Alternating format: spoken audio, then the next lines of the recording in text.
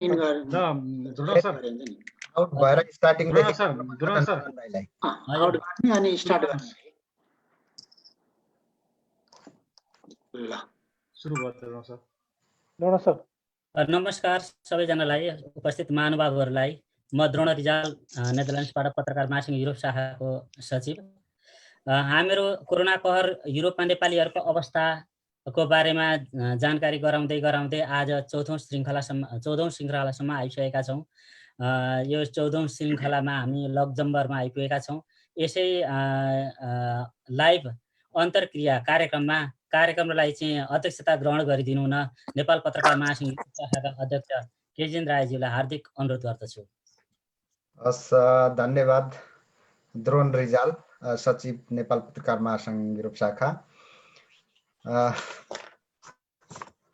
Corona पेन्डामिकले यो संसार आक्रान्त बनेको र त्यसमाथि पनि युरोप महादेशमा बढी महामारी फैलिएकोले यो संसारको ध्यान अहिले युरोपभरि छ।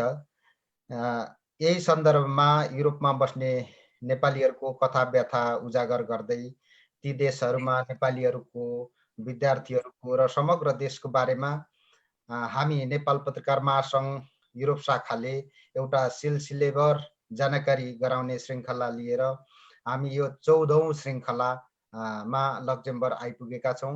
र योभन्दा अगाडि हामीले Norway, Denmark, Switzerland, Germany, Italy, Spain, Portugal, Belgium लगायतका देशहरूमा हामीले यो कार्यक्रम सम्पन्न गरिसकेका छौँ। पोल्यान्ड, साइप्रस लगायतका देशहरूमा, र अहिले हामी लक्जमबर्ग आइसकेका छौँ। र यो हामीले एउटा जानकारीमूलक कार्यक्रम दिने क्रममा विभिन्न देशमा भएका नेपालीका समस्या, नेपालीहरूको अवस्था बारे संसारलाई एउटा सुसूचित गराउने हामीले काम गरिरहेका छौँ। र यसबाट यो कार्यक्रमबाट हामीले धेरै कुराहरू अनुभव गरेर ती अनुभवहरूलाई चाहिँ हामीले संसार सामु सेयर गर्ने एउटा मौका पनि पाएका छौँ। र यो मुख्यतः विद्यार्थीहरूको समस्या सबै ठाउँमा हामीले पुर्याउन सकेका छौँ। ती देशहरूमा एनआरएन, गैर आवासीय नेपाली सङ्घहरूले के कस्ता काम गरेका छन् र विभिन्न सामाजिक संस्थाहरूले के कस्ता कामहरू गरिरहेका छन्, ती विषयहरूमा हामीले संसारलाई जानकारी गराउने एउटा श्रृङ्खलाबद्ध यो 14औं कार्यक्रममा हामी लक्जमबर्ग आइसकेका छौँ। र अन्तमा म के भन्न चाहन्छु भने हामी नेपालीहरूले यो कोरोना पेन्डामिकले तपाईँको देशमा जस्तो के कस्तो अवस्था छ, यी नै विषयमा हामी छलफल गर्नेछौँ। र मूल रूपमा आजको कार्यक्रममा उपस्थित हुनुहुने नेपाली दूतावास ब्रसेल्स, जसले चाहिँ बेनेलुक्स पनि हेर्छ, त्यहाँ लक्जमबर्ग पनि यो कार्यक्षेत्र हो। यस कार्यक्रममा आउनुभएका नियोगका उपप्रमुख सुधीर भट्टराई सर, त्यसै गरी अन्य विशिष्ट लक्जमबर्गका विशिष्ट सङ्घ संस्थाका विशिष्ट व्यक्तित्वहरूलाई हामी नेपाल पत्रकार महासङ्घ युरोप शाखाको तर्फबाट हार्दिक स्वागत गर्दछौँ। र एउटा दुःखको कुरा यो कार्यक्रम गर्दै गर्दा भन्न हामीलाई चाहिँ अलिकति अप्ठ्यारो पनि भइरहेको छ। यो हामीले कार्यक्रम तय गर्दा सम्म चाहिँ हाम्रो गैर आवासीय नेपाली सङ्घ लक्जमबर्गका अध्यक्ष हरिबहादुर खत्रीज्यू आउने हुनुभएको थियो, तर यो कार्यक्रम फ्लास भइसकेपछि उहाँको श्रद्धेय ममतामयी आमाको निधन भयो। त्यसकारण यो कार्यक्रममा उहाँ उपस्थित हुन सक्नु भएन। यस दुःखद घडीमा हामी नेपाल पत्रकार महासङ्घ युरोप शाखाको तर्फबाट उहाँलाई चाहिँ भावपूर्ण श्रद्धाञ्जली व्यक्त गर्न चाहन्छौँ।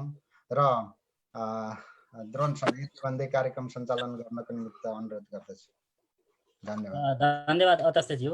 हाम्रो सामु विशिष्ट अतिथिको रूपमा बेनिलक्सका लागि नेपाली राजदूतका नियोग उपप्रमुख सुधीर भट्टराईज्यू हुनुहुन्छ। उहाँलाई विशिष्ट अतिथिको रूपमा आसन ग्रहण गरिदिनु नम्रता अनुरोध गर्दै उपस्थित हुनुभएका युद्धबहादुर थापा छेत्री, विजय कँडेल, बालकृष्ण सापकोटा, नारायण प्रसाद दबाडी, जितु थापा, बलहरी राई, विमनराज सिंह लगायत सम्पूर्ण महानुभावहरूलाई अतिथिको रूपमा हार्दिक स्वागत गर्दै अब यसको कार्यक्रम यो कार्यक्रमको औचित्यता केजिन सरले अध्यक्ष केजिन सरले बताइसक्नु भएको छ र एनआरएन अध्यक्षज्यूको अनुपस्थिति र के अरे लक्जमबर्गमा भएका नेपालीहरूको अवस्थाहरूको बारेमा र त्यहाँ अहिलेको अवस्था कस्तो किसिमको रहेछ भन्ने विषयमा चाहिँ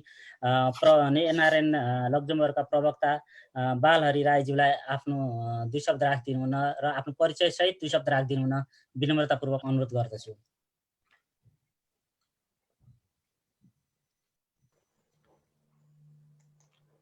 बालहरि सर, रवि सर उहाँको उहाँले आफैले चाहिँ गर्नु भएको छ। नमस्कार। नमस्कार। हजुर नमस्कार सर। सुन्नुभयो? नमस्कार। सुनिराखेका छौँ सर। ए नमस्कार र धन्यवाद। सर्वप्रथम पत्रकार महासंघ युरोप प्रति हामी लक्जमबर्गमा रहेका नेपालीहरू आभार प्रकट गर्न चाहन्छौँ।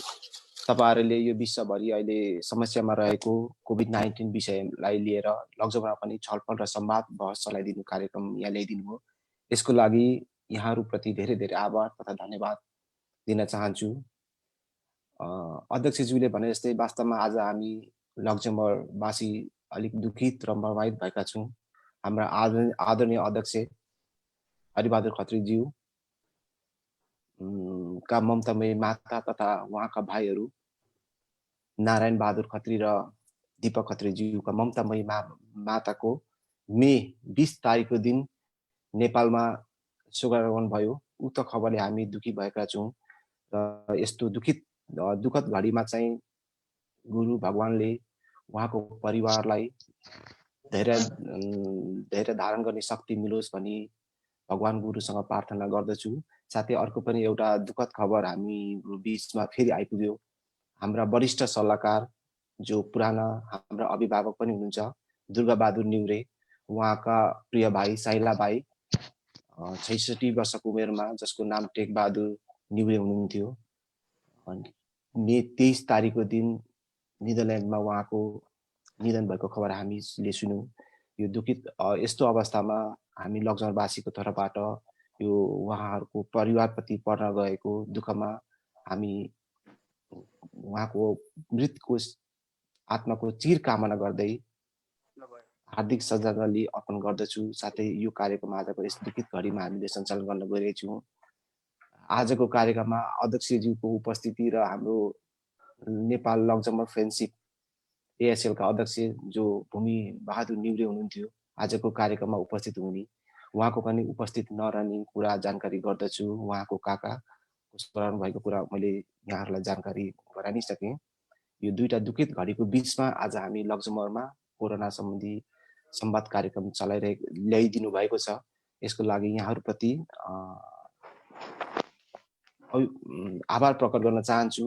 खास गरी लक्जमबर्गको विषयमा मैले भन्दा पनि मभन्दा अगाडि यहाँ वरिष्ठ अनुभवी र लामो समयदेखि लक्जमबर्गमा बसोबास गर्ने व्यवसाय गर्दै आउनुभएका अनि लामो समय सङ्घ संस्थामा सहयोग गर्दै आउनुभएका यहाँ आदरणीय हाम्रा दाइहरू हुनुहुन्छ, साथीहरू हुनुहुन्छ। उहाँहरूबाट यहाँको आधिकारिक धारणाहरू, यहाँको सरकारका कुराहरू र यहाँको नेपालीको बारेमा अवस्थाको बारेमा उहाँहरूबाट आधिकारिक कुराहरू आउनेछन्। अहिले मैले यी कुराहरू राखिरहँदाखेरि सायद अलिकति उपयुक्त नहोला। त्यसले गर्दाखेरि मैले यहाँनिर अलिकति यो कार्यक्रममा उपस्थित हुनुभएका लक्जमबर्गका अलिकति साथीहरूको मैले परिचय चाहिँ दिन गइरहेछु। आजको कार्यक्रममा लक्जमबर्गमा उपस्थित हुनुभएका आइसिसी अथवा एनएलएनका तर्फबाट बालकृष्ण सापकोटा हुनुहुन्छ। अनि अध्यक्षज्यूको अनुपस्थितिमा उहाँ उपाध्यक्ष विमल बाबु उपाध्याय, त्यसै गरी हाम्रा सहकोषाध्यक्ष नारायण दवाडी हुनुहुन्छ एनएलएनका तर्फबाट भने जनसम्पर्क समितिबाट उपाध्यक्ष कुमार पौडेल जसको आउनु कोसिस गरिरहनु भएको छ। त्यस्तै वरिष्ठ सल्लाहकार झलक महत हुनुहुन्छ जनसम्पर्क समितिबाट। त्यसै गरी लामो समयदेखि नेपालमा एउटा सहयोग गर्दै आएका संस्था लोक कल्याणकारी संस्था जो लक्जमबर्गमा लोकप्रिय छ, त्यो संस्थाका प्रतिनिधिको रूपमा हाम्रा वरिष्ठ उपाध्यक्ष युद्धबहादुरजी आउनुभएको छ र त्यो संस्थाका संस्थापक सचिव विजय कडेल पनि आजको कार्यक्रममा उपस्थित हुनुभएको छ। त्यसै गरी आजको कार्यक्रममा कोषाध्यक्ष लोक कल्याणकारी संस्थाका खेमपन्थीजीहरू पनि आउनुभएको छ। महिला प्रतिनिधि एनएलएनका दुर्गा दिदी पनि हुनुहुन्छ भने त्यसै गरी लामो समयदेखि एउटा समाजसेवा र व्यापारिक क्षेत्रमा संलग्न रहँदै आउनुभएका हाम्रो आदरणीय दाइ जितु थापाजी हुनुहुन्छ। मैले यहाँ नाम छुटाउन गएँ भने, अन्य साथीहरूको नाम छुटाउन गएँ भने मलाई क्षमा गरिदिनु होला। म यहाँहरू बिचमा फेरि पनि यहाँहरू बिचमा रहनेछु, यो कार्यक्रम संवाद कार्यक्रममा रहनेछु र मैले सुधी दाईलाई देखिरहेछु। सुधी दाई पनि धेरै धेरै नमस्ते गर्न चाहन्छु, जो हाम्रो आदरणीय दाई हुनुहुन्छ। अरे उहाँलाई सर भन्दा नि दाई नै भन्नु मन लाग्छ। हाम्रो एउटै जिल्ला पनि भएको हुनाले लामो समयपछि सुधी दाईसँग नि यो कार्यक्रम मार्फत भेट भयो, त्यसले गर्दा धेरै खुसी छु। र आजको कार्यक्रम अघि बढोस् र मैले आफ्ना कुराहरू, आउने कुराहरू, राख्ने कुरा चाहिँ आउने समयमा पनि राख्नेछु, अलि पछिल्लो समयमा भनेर राख्नेछु भन्दै म यहाँहरूसँग अहिले एकछिनको लागि बिदा हुन चाहन्छु। धन्यवाद द्रोणजी।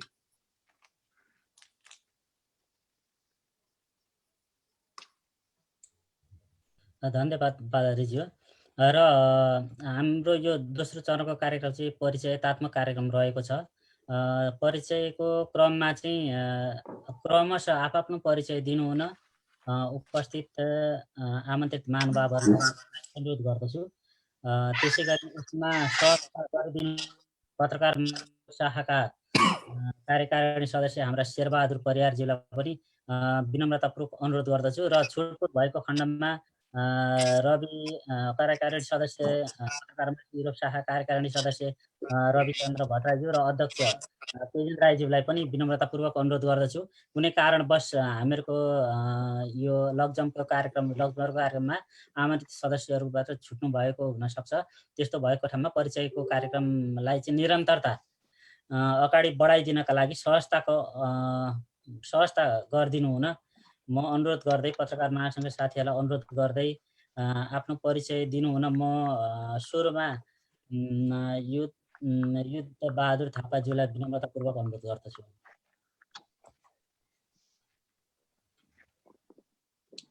हजुर नमस्कार, म युद्ध बहादुर थापा, एनआरए लक्जमबर्गका कोषाध्यक्ष र लोक कल्याणकारी संस्थाको उपाध्यक्ष। त्यसै गरी आफ्नो परिचय दिनुहुन बालकृष्ण सापकोटाज्यूलाई अनुरोध गर्दछु।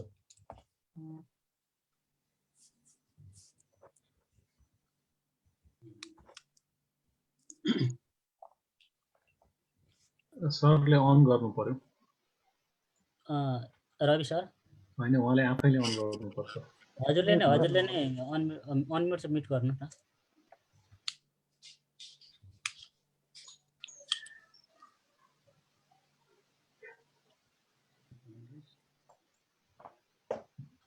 यदि तपाईँले म्युट र अनम्युट गर्नुभयो भने मैले यहाँबाट गर्नु मिल्दैन। त्यो रातो चिन्हमा क्लिक गर्नु न।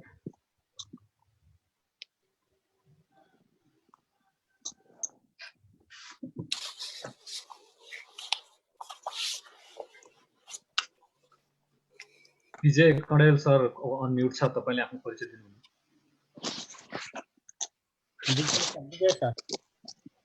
नमस्कार, म विजय कणेल, नेपाल लक्जमबर्ग लोक कल्याणकारी संस्था लक्जमबर्गको म संस्थापक सचिव र म यहाँहरूलाई के जानकारी पनि गराउन चाहन्छु भने हाम्रो यस संस्थाका अध्यक्ष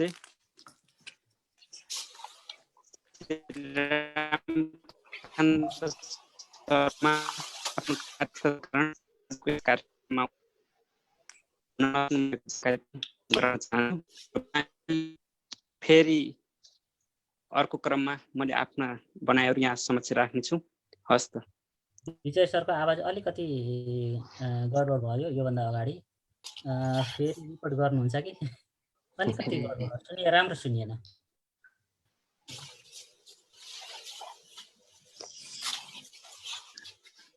विजय सर नमस्कार, म नेपाल लक्जमबर्ग लोक कल्याण।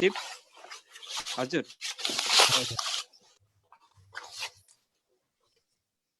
धन्यवाद। त्यसै गरी बालकृष्ण सरको भयो। बालकृष्ण सरको त्यो क्यामेरा माइक मुटमा छ। सरले अनम्युट गर्नु पर्यो आफैले। अनम्युट गर्नुहोस् न। मेरो भिडियो आइगयो थियो त, आइपाइन मैले। भिडियो आएको छ सर, आएको छ। आछ? धन्यवाद। कुमार सरले आफ्नो परिचय दिनुहुन अनुरोध गर्छु। नभ कुमार सरले दिनुभयो हुन्छ उहाँको नमस्कार, मेरो नाम कुमार पौडेल, म लक्जमबर्ग जनसम्पर्क समिति नेपाली कङ्ग्रेसको कार्यवाहक सभापति।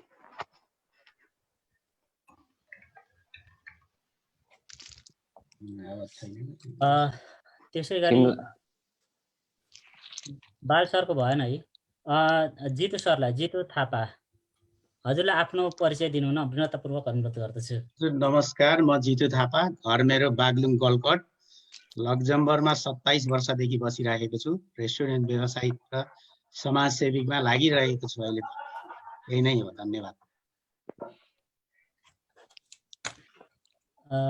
त्यसै गरी भीमलाल पन्थी, हजुर हजुरले आफ्नो परिचय दिनुहुन विनम्रतापूर्वक अनुरोध गर्दछु। धन्यवाद तपाईलाई र हजुर पत्रकार महासंघ युरोप शाखालाई पनि धन्यवाद यो अवसर जुटाइदिनु भएकोमा। मेरो नाम चाहिँ खिमलाल पन्थी, घर अर्घाखाँची र हामी अहिले कपिलवस्तुमा बस्छौँ। खासमा म चाहिँ यहाँ विगत 7-8 वर्षदेखि छु र संस्थागत रूपमा भन्ने हो भने नेपाल लक्जमबर्ग लोक कल्याणकारी संस्थाको वर्तमान कोषाध्यक्ष। धन्यवाद। हाम्रो आइसिसी सदस्यज्यूको अहिले काम गरेको छ अडियोले। हजुर हजुर अहिले आवाज आएको छ? हजुर हजुर है अहिले आवाज आयो। हजुर हजुर हजुर नमस्कार है, र नमस्कार सम्पूर्णमा।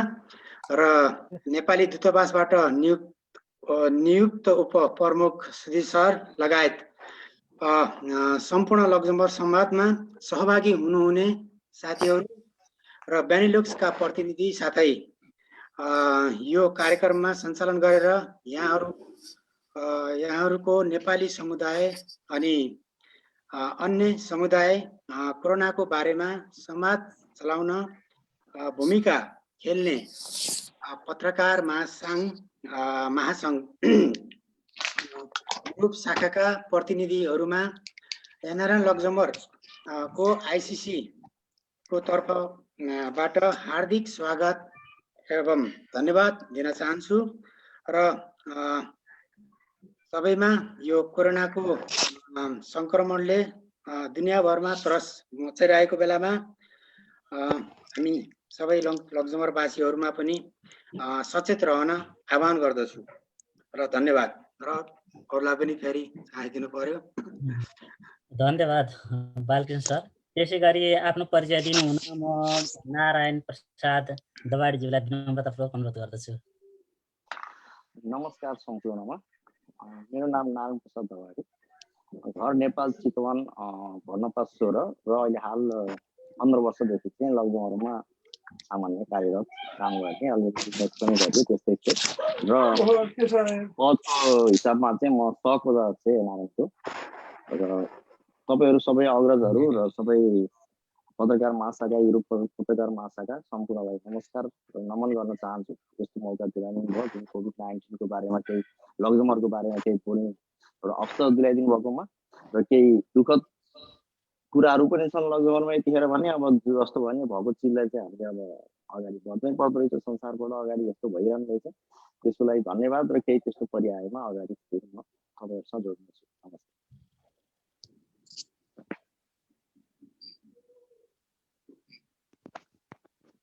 मेरो सके दुर्न सर, तपाईँले अनम्युट गर्नुभयो। तपाईँले म्युट गर्नुभएको छ। मैले विमम्रा सिंहज्यूलाई देखेको छु, उहाँको लागि फोटो देखिरहेको छुइनँ। उहाँलाई नै परिचय दिनुहुन विनम्रतापूर्वक अनुरोध गर्दछु।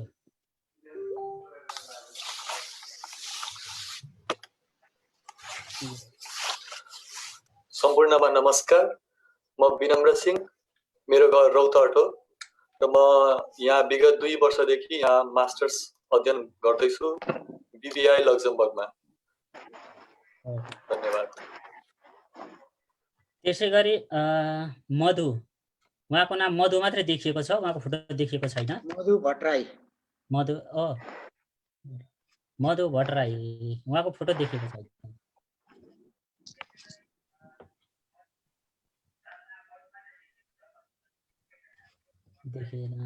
देखिएन। अब म यो परिचयको क्रममा मैले प्रमुख अतिथि अथवा विशिष्ट अतिथिको रूपमा मैले पहिले नै आमन्त्रण गरिसकेको थिएँ। फेरि पनि आफ्नो छोटो परिचय राखिदिनु हुन हाम्रा विशिष्ट अतिथि लक्जमबर्गका नियोग उपप्रमुख श्री सुधीर भट्टराईज्यूलाई विनम्रतापूर्वक अनुरोध गर्दछु।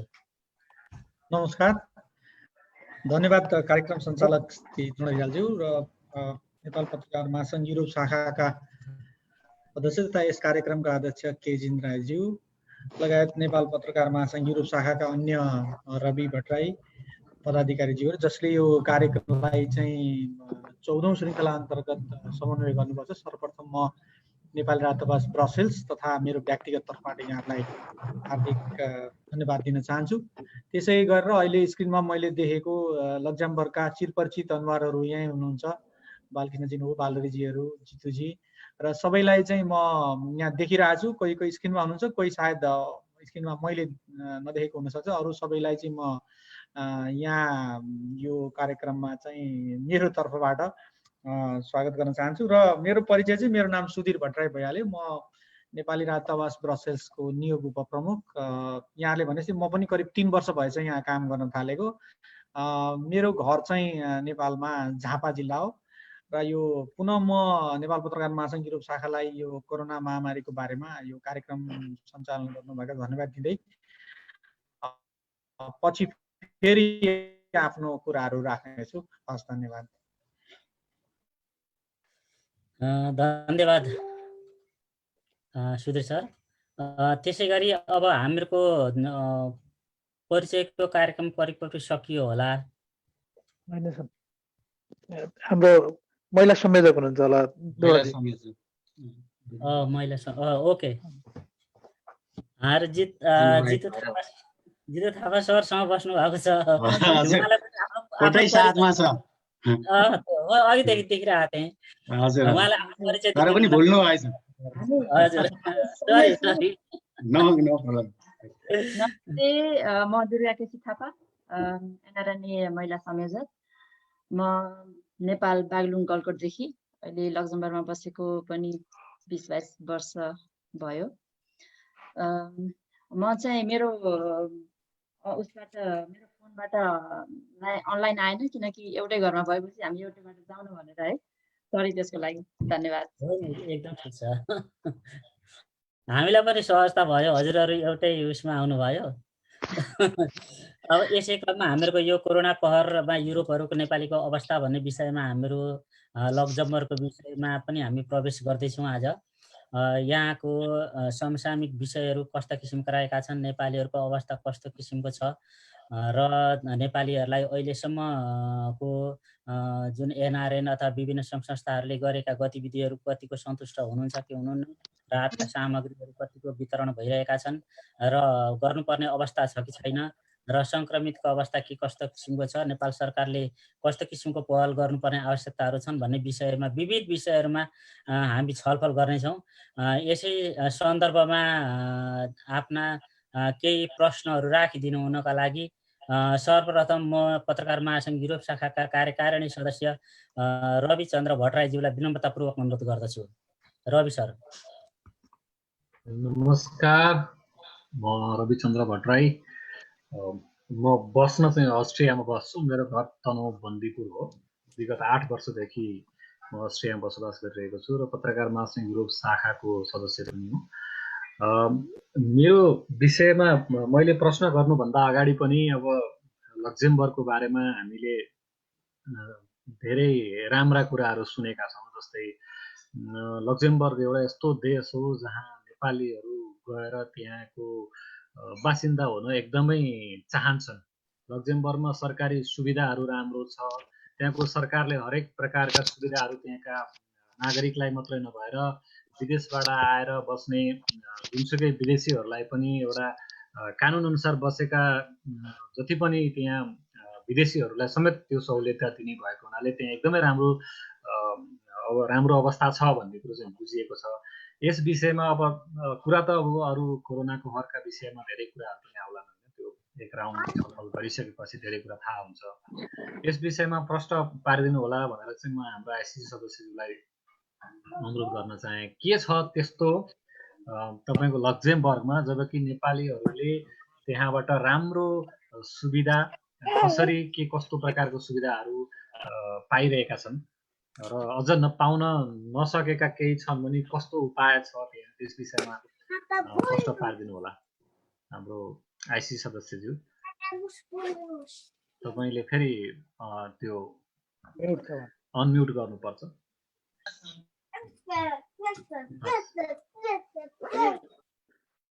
हजुर नमस्कार है, फेरि पनि नमस्कार सम्पूर्ण साथीहरू सम्पूर्णलाई। र त्यस्तो विशेष त केही होइन, युरोपमा सबै कन्ट्रीहरूमा सबै नर्मली राम्रै नै हो। यहाँको अभिभावक भनेको सरकार नै हो। तपाईँ हामीको सबैको चाहिँ अभिभावक भनेको सरकार नै हो। त्यस्तो नराम्रो अहिले कोरोना कोभिड-19ले त्यस्तो केही अब यहाँ बसोबास गर्ने नेपालीहरूमा अहिलेसम्मको लागि केही त्यस्तो दुःखद खबरहरू आएको छैन। र अब सानो देश भइकन पनि तपाईको चाहिँ हाराहारीमा 4000 को हाराहारीमा यहाँ संक्रमण र 100 को हाराहारीमा तपाईको मृत्यु हुनेको संख्या छ। त्यसको अवधिमा भन्न पर्दा यहाँको लक्जमबर्गमा विशेष गरी धेरै जसो साथीहरू अब व्यवसायमा नि हुनुहुन्छ र व्यवसायमा त थोरै धेरै त असर पर्ने नै भयो। तर पनि अब यहाँको सहज बस्न र हिँडडुल गर्न जे गर्न पनि तपाईहरुको अब सरकारले नियम कानुन अनुसार सबै कुरा राम्रो नै छ। सरकारको माध्यमबाट नै अब तपाईको यहाँ विदेशी नागरिक नभइकिन सबै यहीँको समान सबै नागरिकलाई एक समान रूपमा यहाँको सरकारले आह्वान गरिरहेकै छ र सबै कुरा सम्पूर्णलाई मिल्न पर्ने चीज हेल्प गर्न पर्ने चीजहरू तपाईको चाहिँ कम्पनीहरुमा अनि वर्कर पिरियडहरुमा सबैमा पनि सरकारको माध्यमबाट हेल्पहरू मिलिरहेकै छ र आह्वान पनि गरिरहेको छ। विद्यार्थीहरूलाई पनि त्यस्तै अनुसारको छ र हामीले यहाँ एउटा सानोतिनो राहत कोष पनि खडा गरेका थियौं। त्यसमा अझै पनि सञ्चालनै छ राहत कोष। त्यस्तो नराम्रो खबर छैन, लक्जमबर्गमा अहिलेसम्म सुन्नमा आएको छैन, राम्रै नै छ। र हामीले अब लक्जमबर्गमा मात्रै नभइकिन हामीले अब अन्य देशहरुमा पनि कोही संस्थाको थ्रु कोही आफ्नो व्यक्तिगत तर्फबाट हामीहरूले सहयोग गरिरहेकै अवस्था छ र गर्ने पनि छौं। अझै पनि त्यसमा हामी सधैँ नै तत्पर छौं भन्दै मेरो शब्द यहाँ धेरै साथीहरू पनि हुनुहुन्छ। अब सबै मैले नै भनिसके भने फेरि साथीहरूले पनि भन्ने ठाउँ पनि राखिदिनु पर्यो र यहाँको बारेमा भन्नुपर्दा सबै नै राम्रै छ। त्यस्तो चाहिँ नि नेपालीहरुमा केही त्यस्तो असर केही नै देख्दिन मैले र सुन्नमा आएको छैन भन्दै अब धन्यवाद बालकृष्ण सापकोटा सर। उहाँ चाहिँ गैर आवासीय नेपाली संघ अन्तर्राष्ट्रिय समन्वय परिषदको लागि सदस्य हुनुहुन्छ लक्जमबर्गबाट र भर्खरै यहाँ परिचय दिन छुट्नु भएको हाम्रो पत्रकार महासंघ युरोप शाखाका दिनेश गौतम सर, त्यसैगरी प्रेम पोमु सर आफ्नो परिचय दिनुहोस् र बाँकी साथीहरूले परिचय दिनु होला जो छुट्नु भएको छ। त्यसपछि म दिदा हुन्छ। नमस्ते, मेरो नाम दिनेश गौतम, साइप्रसबाट। नेपाल घर मेरो रूपन्देही जिल्ला हो। म साइप्रसमा बसेर पत्रकारिता गर्छु र यहाँको नेपाली संघ छ, म त्यसको प्रवक्ता पनि छु। धन्यवाद। मेरो नाम कारणले गर्दा म फेरि पनि बिचमा आयो भने म जोड्छु र अहिलेलाई म बिदा पनि हुन्छु र धन्यवाद। Thank you. प्रेम सर, प्रेम पोमु सर जर्मनीबाट महासंघको चाहिँ हाम्रो कार्यकारी सदस्य हुनुहुन्छ। अरु कोही सरहरु छुट्नु भएको छ परिचय दिनलाई? कुमार पौडेल छुटे जस्तो लागेको छ यहाँ। हाम्रो कार्यक्रम सञ्चालक शेरबहादुर जी नै छुट्नु भएको छ। शेरबहादुर जी छुट्नु भएको छ हो। शेरबहादुर सर आफ्नो परिचय सहित ल पौडेलको आछ हैन रहेछ। हजुर प्रेम पोमु सबैलाई नमस्ते, म शेरबहादुर परियार। नमस्ते। म पोल्यान्ड जर्मनीबाट। ठिकै छ, उहाँको इन्टरनेट राम्रो काम गर्छ। अलिकति माइक यो नेटको कमजोरी हो, म अलि मजाले सुन्ने। उहाँ हुनुहुन्छ जस पत्रकार महासङ्घ युरोप शाखाको सदस्य, कार्यकारी सदस्य र अहिले अन्तर्राष्ट्रिय समन्वय समितिको जर्मनीबाट सदस्य पनि हुनुहुन्छ। उहाँलाई धन्यवाद।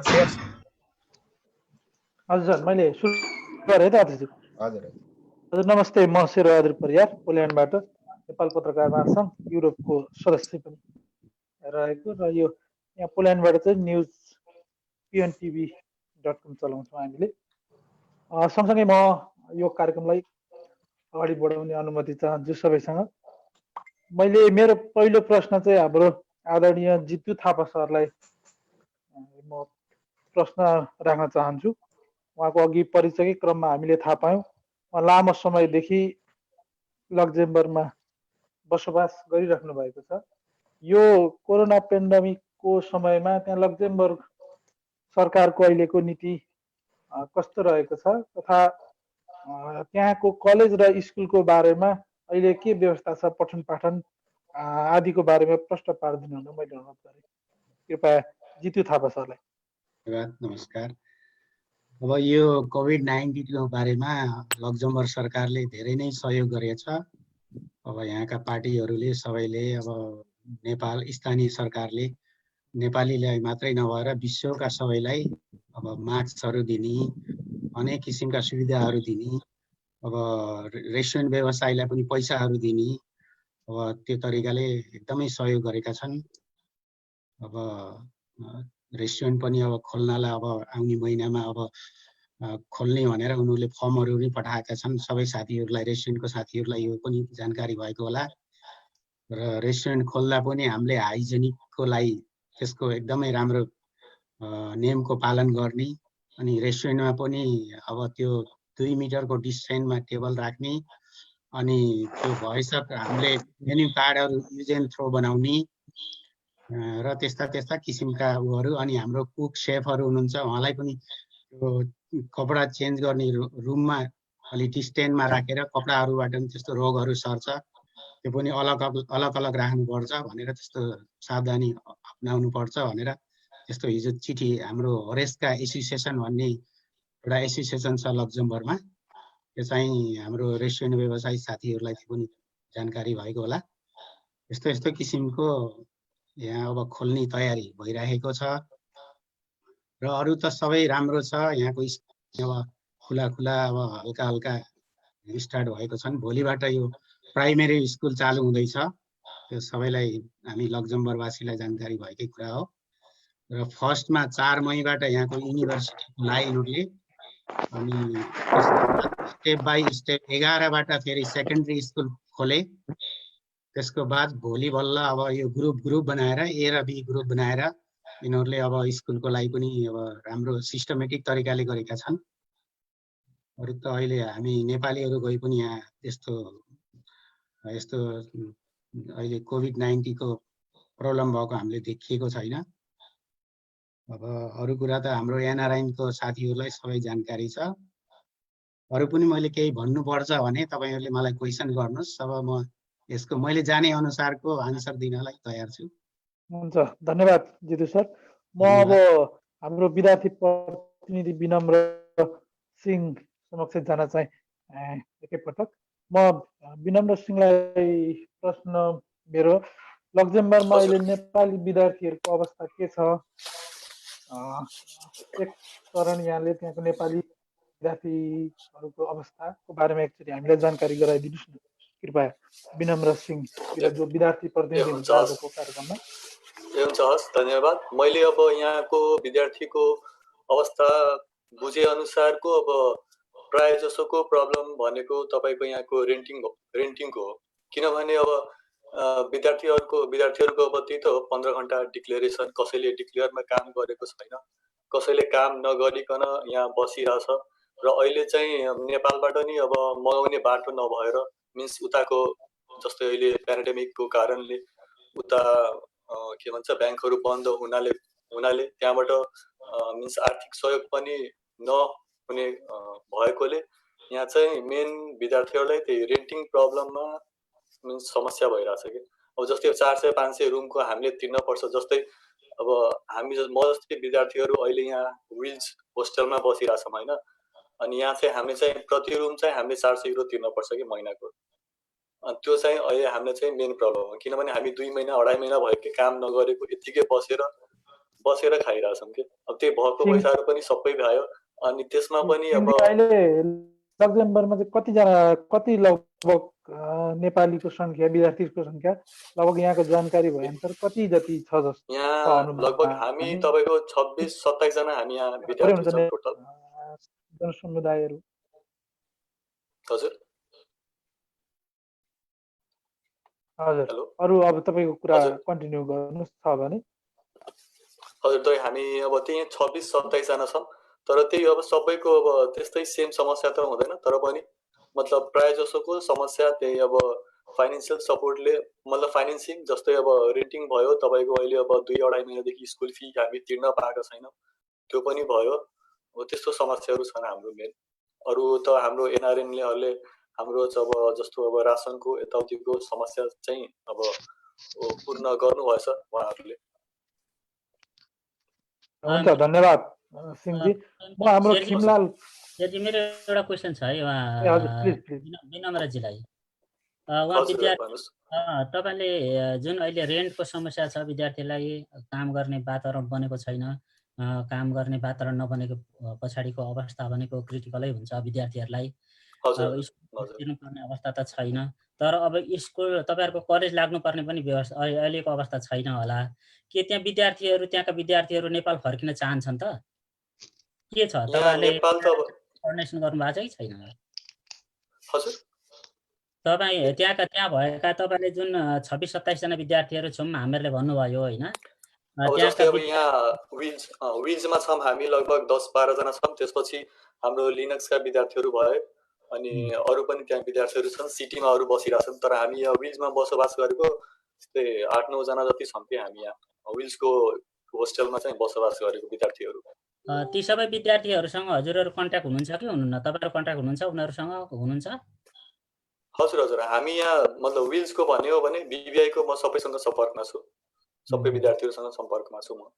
धेरै जसो देशहरूमा विद्यार्थीहरूको आम्दानीको स्रोत नभएपछि आफ्नो देश फर्किने भन्ने कुरा चलिरहेको छ होइन। हाम्रो चाहिँ यहाँ त्यस्तो चाहिँ कस्तो छ? फर्किन चाहनुहुन्छ उहाँहरू के छ? होइन हजुर, त्यस्तो अहिले चाहिँ फर्किन त अब कोही त्यस्तो चाहेको छैन, किनभने अभियसली सबैजना अब त्यत्रो पैसा खर्च गरेर आछन्, सबैले आफ्नो स्टडी पुरा गरेरै जान चाहन्छन् कि सबैभन्दा ठुलो कुरा। अब त्यत्रो पैसा खर्च गरेर यत्तिकै अब बिचमा अब फर्केर त भएन। सबैजनाले आफ्नो पढाइ अध्ययन पुरा गरेर अनि त्यसपछि अब त्यो पछिको कुरा जाने नजाने, तर सबभन्दा पहिलो कुरो त अध्ययन चाहिँ पुरा हुनु पर्यो। तर अहिले चाहिँ हामीले अब समस्या भनेको अब त्यही हो मेन, अब स्कुल फी र रुम रेन्टिङ। अब खानालाई त अब मैले भने अब एनआरएनले हाम्रो गर्नुभयो होइन, खानाको लागि अब त्यहाँ जस्तै अब युरो इन्डियनमा त्यो 50 युरो बापतको रासनको सामान तपाईँ विद्यार्थीहरूले चाहिँ जसलाई प्रब्लम छ उहाँहरूले गरेर लिन सक्नुहुनेछ, त्यो चाहिँ राम्रो कुरा हो। तर हाम्रो सबै विद्यार्थीहरूको अब त्यही त हो मेन, अहिले अब स्कुल फीको प्रब्लम भइरहेछ। 2-2.5 महिनादेखि अब हामीले पनि म लगायत अरू विद्यार्थीहरू पनि स्कुल फी तिर्न पाएको छैन। अब कोहीको छ, कोहीको राम्रो पनि हुनसक्छ नि। अब कोहीको छ जस्तै अब जब पनि कन्टिन्यू चलिरहेकै छन् कसैको, तर प्रायः जसोको चाहिँ त्यस्तो समस्याहरू छन् कि भन्न खोजेको। हजुर, ल धन्यवाद सिंहजी। म हाम्रो खिमलाल पन्थीसँग जोडिन चाहेँ मैले, खिमलाल पन्थी सरसँग। खिमलाल सर त्यहाँ लक्जमबर्गमा लामो समयदेखि व्यवसाय गरेर बसिराख्नु भएको छ। अहिलेको यो कोरोना पेन्डामिकको चाहिँ असर नेपाली व्यवसायीहरूलाई चाहिँ कस्तो परिरहेको छ, त्यसबारेमा हामीलाई जानकारी गराइदिनु न कृपया, खिमलाल पन्थी सर। धन्यवाद शेरबहादुरजी। म विगत लामो समयदेखि व्यवसाय त नभनौँ, मैले र मेरो साथी नारायण अर्याल मिलेर हामी सानो व्यवसाय गर्छौँ। 3 वर्ष जति भयो हामी व्यवसाय सञ्चालन गरेको, र यो हामी व्यवसायमा मूलत नयाँ व्यवसाय भनौँ, आफूलाई नयाँ व्यवसाय भन्न रुचाउँछौँ होइन। हामी सानो व्यवसाय सञ्चालन गरेका छौँ, 2-4 जना फ्यामिली पाल्ने, आफ्नो स्वरोजगार आफै कमाएर खर्च गर्ने टाइपको त्यसरी सञ्चालन गरिरहेकोमा यो संसारैभरि कोभिड-19 को कारण विश्वकै अर्थतन्त्र नै डामाडोल भएको अवस्थामा हामीलाई पनि नछुने भन्ने होइन, यहाँ पनि व्यवसाय जागिर सबैको अवस्था एकपटक सबैलाई तरङ्गित नै तुल्यायो विश्वभर नै, र यो लक्जमबर्गमा पनि त्यसको छाल आयो नै। यहाँ कोरोनाको सङ्क्रमण बढेसँगै सरकारले लकडाउन सुरु गर्यो र लकडाउनको पहिलो चरणमै स्कुल र व्यवसाय, रेस्टुरेन्ट, क्याफे, बारहरू बन्द गरिए। त्यो सँगै हामी लक्जमबर्गमा भन्ने हो भने नेपालीहरूको लगभग सबैको व्यवसाय भनेको रेस्टुरेन्ट व्यवसाय नै हो र त्यसले प्रत्यक्ष असर चाहिँ रेस्टुरेन्ट व्यवसायलाई नै पर्यो, यो सोझो हिसाबमै छ।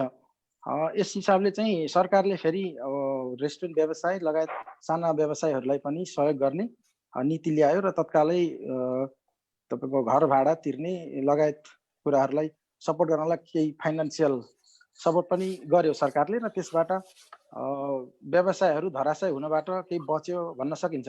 र बेरोजगार भएका कामदारहरूलाई चाहिँ व्यवसाय बन्द भएर कारोबार बन्द भएपछि बेरोजगार रहेका कामदारहरूलाई कुक, सेफ, सबै वेटर, अब सबै काम जुन रेस्टुरेन्ट व्यवसायमा संलग्न छौँ त्योसँग सम्बन्धित सबै सेक्टर हामी सबैलाई नै बेरोजगार भत्ता बापतको केही रकम दिने भनेर सरकारले घोषणा पनि गर्यो र त्यो बापत लगभग सबैले नै पायौँ र त्यसले हामीलाई कमसेकम यो कोरोनाबाट प्रताडित हुनबाट केही बचायो भन्ने नै हो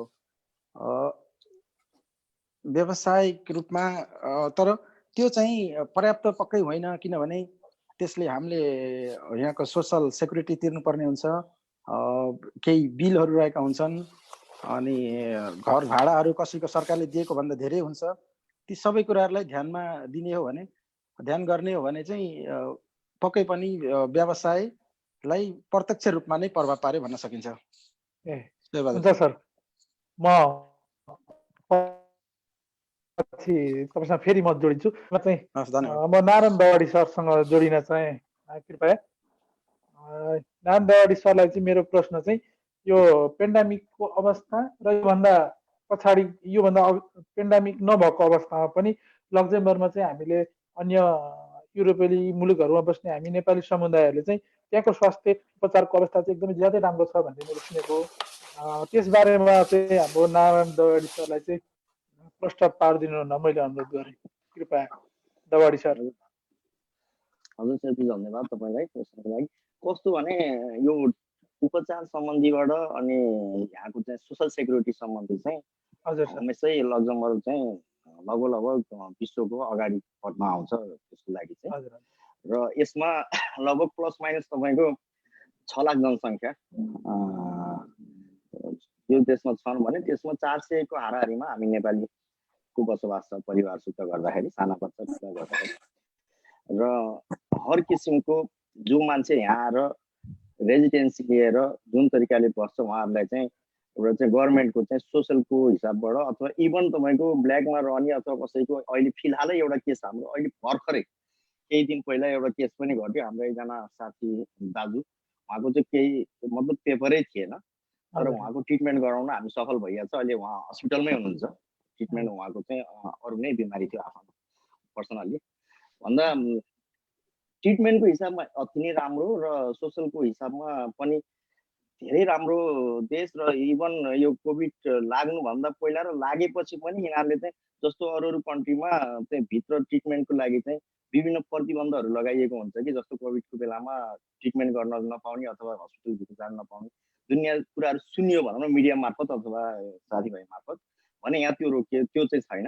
आफ्नो ट्रिटमेन्टको लागि चाहिँ गभर्मेन्टले पूर्ण रूपमा घरमै आएर आफ्नो ट्रिटमेन्ट गराउने प्लस हस्पिटलमा पनि टेलिफोन मार्फत जान सकिन्छ भने अहिलेको कन्डिसनमा चाहिँ तपाईँको कोभिडको चाहिँ यहाँ लगभग हिजोसम्म 3,981 जना थियो भने आज बढेर 3,990 जना पुगेका छन् भने रिकभरको सङ्ख्या चाहिँ तपाईँको 3,758 छन् भने डेथ चाहिँ 109 जना डेथ भएको छन् यहाँ।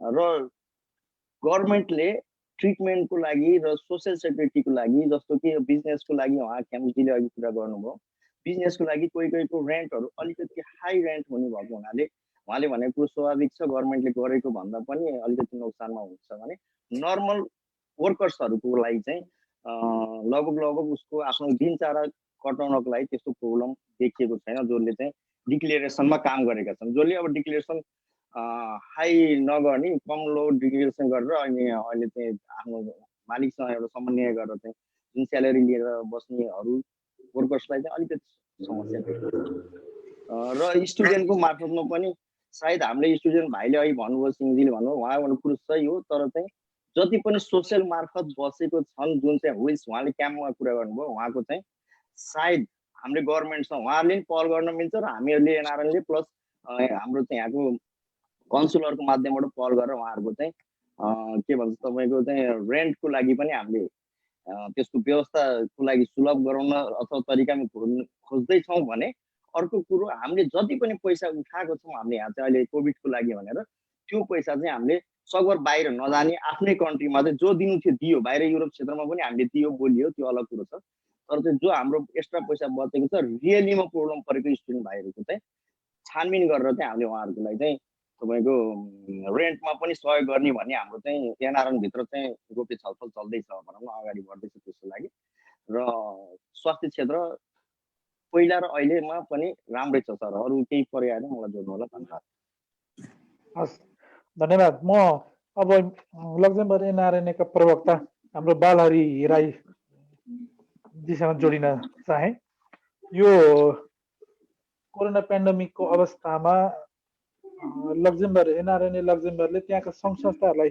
कसरी जोडेर अगाडि बढिरहेको छ साथै मैले अघि विद्यार्थी प्रतिनिधि हाम्रो विनम्र सिंहजीले आउनु भएको थियो कुरा कि यहाँका विद्यार्थीहरूलाई चाहिँ समस्या परिरहेको छ घर भाडा लगायतको समस्यामा हामी छौँ भन्ने कुरा उठाउनु भएको त्यो विषयमा चाहिँ एनआरएनए लक्जमबर्गले के गरिरहेको छ कृपया बताइदिनुहोस् न बालहरी राई हुनुहुन्छ उहाँ एनआरएनएको प्रवक्ता सर अडियो अन गर्नु धन्यवाद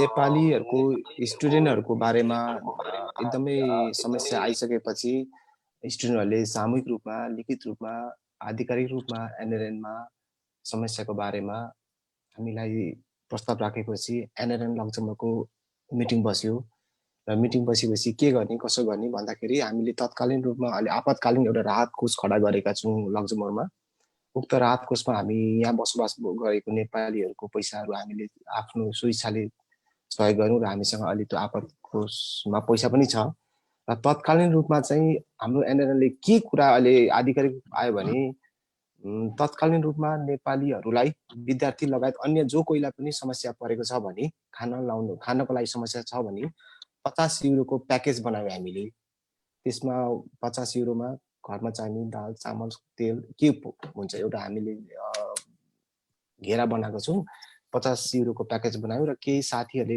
विद्यार्थी स्टुडेन्टले लानुभयो र केही लानु अझै आउनुको लागि हामीले त्यो अझै पनि बाटो खुला राखेको छौँ सँगसँगै हामीले अर्को के पनि राख्यौँ भने यदि साँच्चै नै विद्यार्थीहरू समस्या परेको छ खानामा समस्या बसेको छ बस्नुमा समस्या परेको छ भने को चाहिँ हो त वास्तविक समस्या परेको ती मान्छेहरूको आधिकारिक आओस् त्यसको लागि एनआरएन लक्जमबर्गले पहल गर्छौँ भनेर हामीले छलफल गऱ्यौँ र हाम्रो अध्यक्षज्यूले त्यो लिखित कुरै ग्रुपमा राख्नु भएको छ खास गरी अब कस्तो भने जो चाहिँ लिगल काम गरिरहेका थिए कन्ट्र्याक्टमा काम गरेका थिए उहाँहरूले चाहिँ अब त्यो गभर्मेन्टले दिएको 80% सुविधा पाउनुहुन्छ त्यो 15 घण्टाको सुविधा पैसा भनेको 80% भनेको त्यही 700 देखि 800 युरो पाउनुहुन्छ उहाँहरूले पाउनुहुन्छ ती स्टुडेन्टहरूलाई चाहिँ समस्या भएन किनकि उहाँहरूले चाहिँ अब गभर्मेन्टबाट सुविधा पाउनुभयो तर धेरै अधिकांश हाम्रो समस्या के छ भने कति चाहिँ अब सबैजना लिगल रूपमा काम गरिरहेका थिएनन् ती स्टुडेन्टहरूलाई साह्रै समस्या परेको हुन् र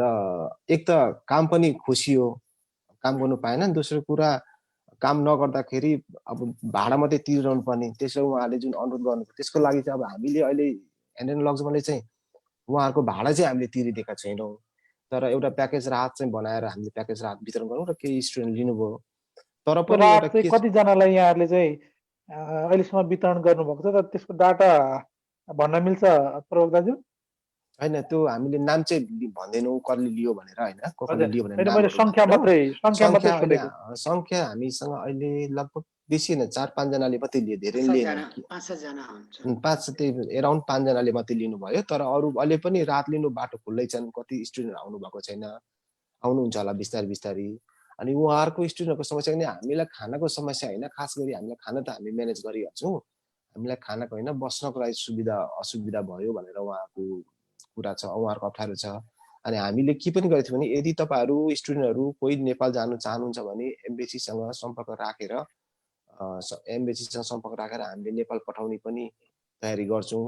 किनकि अब एनएरएन लक्जमबर्गले भनेको अलिकति अब यो नेपाल एनएरएन सँगै आइसिसी सँगै सम्पर्क गरेर पोलिसी अन्तर्गत चल्ने भएको हुनाले अब बेलालुक्स लक्जमबर्गबाट पनि हामीलाई बेला बखत हामीलाई पत्रचार भइरहेको हुन्छ, नेपालीहरूको समस्याको बारेमा के छन् भने जानकारी लिनुको लागि हामीलाई सहयोग नै भइरहेछ, बेलालुक्सबाट पनि राजदूतावासमा हामीलाई सहयोग भइरहेछ।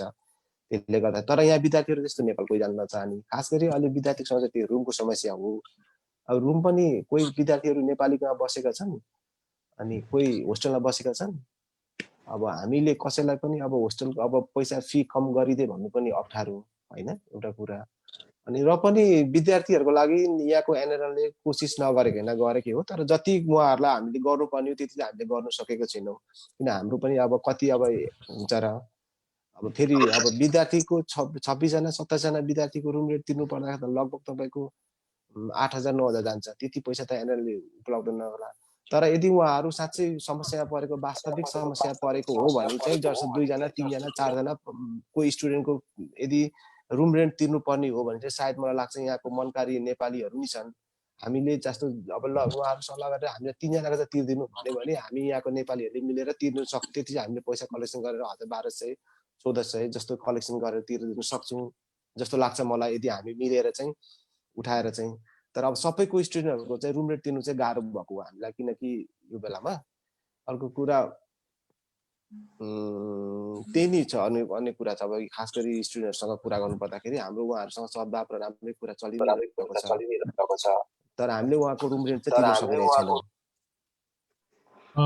तपाईलाई म एउटा क्वेसन थप्न चाहे प्रवक्ताज्यू। आज मैले क्वेसन चाहिँ अध्यक्षज्यूलाई गर्छु भनेको थिएँ यस क्वेसन, तर उहाँको उपस्थित नभएको हुनाले गैरावासी नेपाली सङ्घ लक्जमबर्गको त्यहाँ स्थित विभिन्न अन्य सामाजिक संस्थाहरूसँगको समन्वय कस्तो छ? तपाईहरूको जुन एनसिसी भित्र चाहिँ एउटा काम गर्ने प्रक्रियामा अन्य संस्थासँगको समन्वयमा राजनैतिक समस्याहरूले गर्दाखेरि कुनै त्यस्तो प्रकारको अप्ठ्यारो भएर सहयोग गर्न नसक्नु भएको हो कि अथवा त्यस्तो कुनै अप्ठ्यारो छ कि छैन? होइन, यहाँ कस्तो भने आधिकारिक रूपमा यहाँको संस्था हामी यहाँ जम्मा एनएरएन हो, यसमा अलिकति संस्था भनेको 4टा संस्था भयो। एउटा जनसम्पर्क समिति, एउटा Nepal Luxembourg Nepal friendship ASL भयो, एउटा क्लब भयो, क्लब जस्तो। अर्को लोक कल्याणकारी संस्था। यति जम्मा 4टा संस्था हो। यो 4टै संस्थामा एकअर्काप्रति राम्रो सम्बन्ध छ र हामी सबैजना मिलेर चाहिँ खास गरी हामीले चाहिँ एनएरएनलाई नै प्रायोरिटी दिएर चाहिँ एनएरएन मार्फत नै सबै कामहरू गरिरहेका हुन्छौँ। हामीले त्यस्तो राजनीतिक भेदभाव नभएको अथवा राजनीतिक कार्यक्रमहरू पनि बहुत न्यून हुने र हामीले राजनीतिक कार्यक्रम गर्नु पनि बहुत न्यून गरिरहेका हुन्छौँ, ताकि हाम्रो बिचमा चाहिँ भेदभावहरू नहोस् भनेर, विवाद नहोस् भनेर हामीले एनएनएन थ्रु नै गरेका हुन्छौँ सबै कुराहरू। त्यस्तो भेदभाव छैन। कतिवटा कार्यक्रम अब लोक कल्याणकारीले गर्छन्, कतिवटा कार्यक्रम एएसएल हाम्रो क्लबले गर्छन् भने प्रायः जसो कार्यक्रम लक्जमबर्गले गर्छन् होइन, एनएनएनले गरेका हुन्छन्। जनसम्पर्क समितिले सामान्य बारबीक्यू कार्यक्रमहरू गर्दै आएका छन्, तर त्यति हामी सक्रिय त्यस्तो भने हामीले राजनीतिक कुरालाई सक्रिय नगरेर चाहिँ हामीले सामाजिक एउटा सबैको नेतृत्व गरेको संस्था एनएनएनलाई नै प्रायोरिटी दिएर चाहिँ अहिलेसम्म लगिरहेछौँ। त्यस्तो विवाद छैन, हाम्रो विवाद पनि छैन, हाम्रो बिचमा त्यस्तो खासै विवाद छैन। तपाईको आन्तरिक एनआरएन भित्र पनि त्यस्तो कुनै विवाद छैन? छैन, हाम्रो आन्तरिकमा पनि विवाद छैन, किनकि हामी सबै कुरा अहिलेसम्म जति पनि छ सर्वसम्मत हिसाबले आइरहेका छौँ। एनएरएनमा कार्य समितिहरू सर्वसम्मत रूपमा आइरहेका छौँ। जनसम्पर्कसँग सर्वसम्मति छन्, लोक कल्याणकारीमा सर्वसम्मति छन्, त्यस्तो छैन। हामी साथीहरू बाँडेर बसेका छौँ। अहिलेसम्म चाहिँ अब हाम्रो त्यस्तो विवाद छैन, खासै त्यस्तो ठुलो विवाद छैन हरेक कुराहरू। किनकि अब अहिलेसम्म चाहिँ अब समेटेर गएको छ भनौँ न, आउने दिनहरू के हुन्छ अहिलेसम्म सबै समेटेर गइरहेछन्। त्यसैले गर्दाखेरि राजनीतिक एक्टिभिटिजहरू पनि नगरेको हो होइन, त्यस्तो छ अब अहिलेसम्म चाहिँ। र आपतकालीन राहत कोषमा हाम्रो 15,000 जति जम्मा भयो, अस्ति भर्खर जम्मा भएको छ। त्यसमा हामीले त्यही 50 युरोको प्याकेज दियौँ, बाँकी पैसा हामीसँग छँदैछ, त्यसलाई के गर्ने भन्ने सोचिरहेछौँ। अब अब यहाँको ले हामीले एनआरएनलाई पनि जुन दिनुपर्ने यो जुन आपतकालीन कोष खडा गर्यो आइसिसी, अब एनआरएनले त्यसमा पनि हामीले आफ्नो मान्छेहरू पठाइदिउँ। त्यसपछि आइसिसी महासचिव अध्यक्षहरूले अनिवार्य रूपमा दिनुपर्ने पैसाहरू उहाँहरूले पनि पठाइदिनु भयो, आफ्नो तर्फबाट पठाइदिनु भयो। व्यक्तिगत रूपबाट हामीले पनि आफ्नो ठाउँबाट युरोपमा अथवा नेपालमा रहेको साथीहरूले जुन एउटा समाजसेवी गरिनु भएको छ उहाँहरूलाई हामीले व्यक्तिगत रूपमा हाम्रो सहयोग गरेका हुन्छौँ होइन। कुनै कुराहरू मिडिया पनि आइरहेको छन्, कुनै आएका हुँदैनन्, त्यस्तो छन्। खासै त्यस्तो छैन यहाँनिर। यहाँ चाहिँ धेरै संस्था छैन, त्यही नै एउटा राम्रो कुरा पनि हो। अब धेरै संस्था छैन, धेरै त्यो एउटा राम्रो कुरा पनि चाहिँ ठिकै छ। हामीलाई अब बेला बेला एम्बेसीबाट पनि आउँछ, पत्रचार आइरहेको हुन्छन्, हामी राम्रै सम्बन्ध छ, त्यस्तो केही छैन। अलिकति हाम्रो अस्तिको कार्यक्रममा एम्बेसीबाट हाम्रो अस्ति काउन्सिलर नयाँ काउन्सिलर नियुक्ति हुनुभयो यहाँनिर होइन। त्यो नयाँ काउन्सिलर नियुक्ति भएको बेला चाहिँ एम्बेसीबाट कोही पनि उपस्थित भएन। राजुज्यूसँग पनि सम्पर्क गर्नुभएको थियो हाम्रो अध्यक्षज्यूले। अनि राजु दा नर्मली राजु दा आउने गर्नुहुन्थ्यो, अनि उहाँको पनि उपस्थित भएन। र अलिकति यहाँको नेपालीहरूलाई चाहिँ किन बेल्जियमको राजदूतावासबाट चाहिँ राजदूत आफू आउनु नसकेको पनि उहाँले प्रतिनिधि पठाउन सक्नुहुन्थ्यो। एउटा नयाँ काउन्सिलर नियुक्ति भएको बेलामा चाहिँ आएन भन्ने एउटा हाम्रो आन्तरिक केही दुःखे सोचाइ थियो एम्बेसीसँग। अनि त्यस्तै हो। हुन्छ, म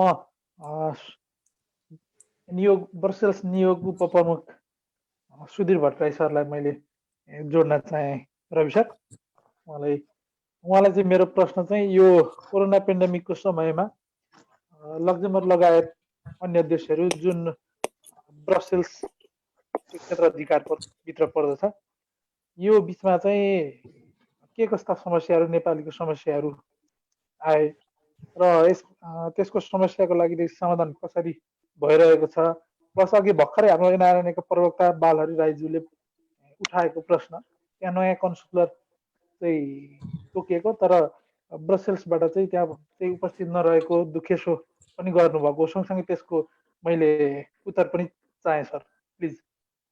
हस्, धन्यवाद श्रीजी। म सर्वप्रथम त यस कार्यक्रमका अध्यक्ष तेजिन राईज्यू, नेपाल पत्रकार महासङ्घ युरोप शाखाका अध्यक्ष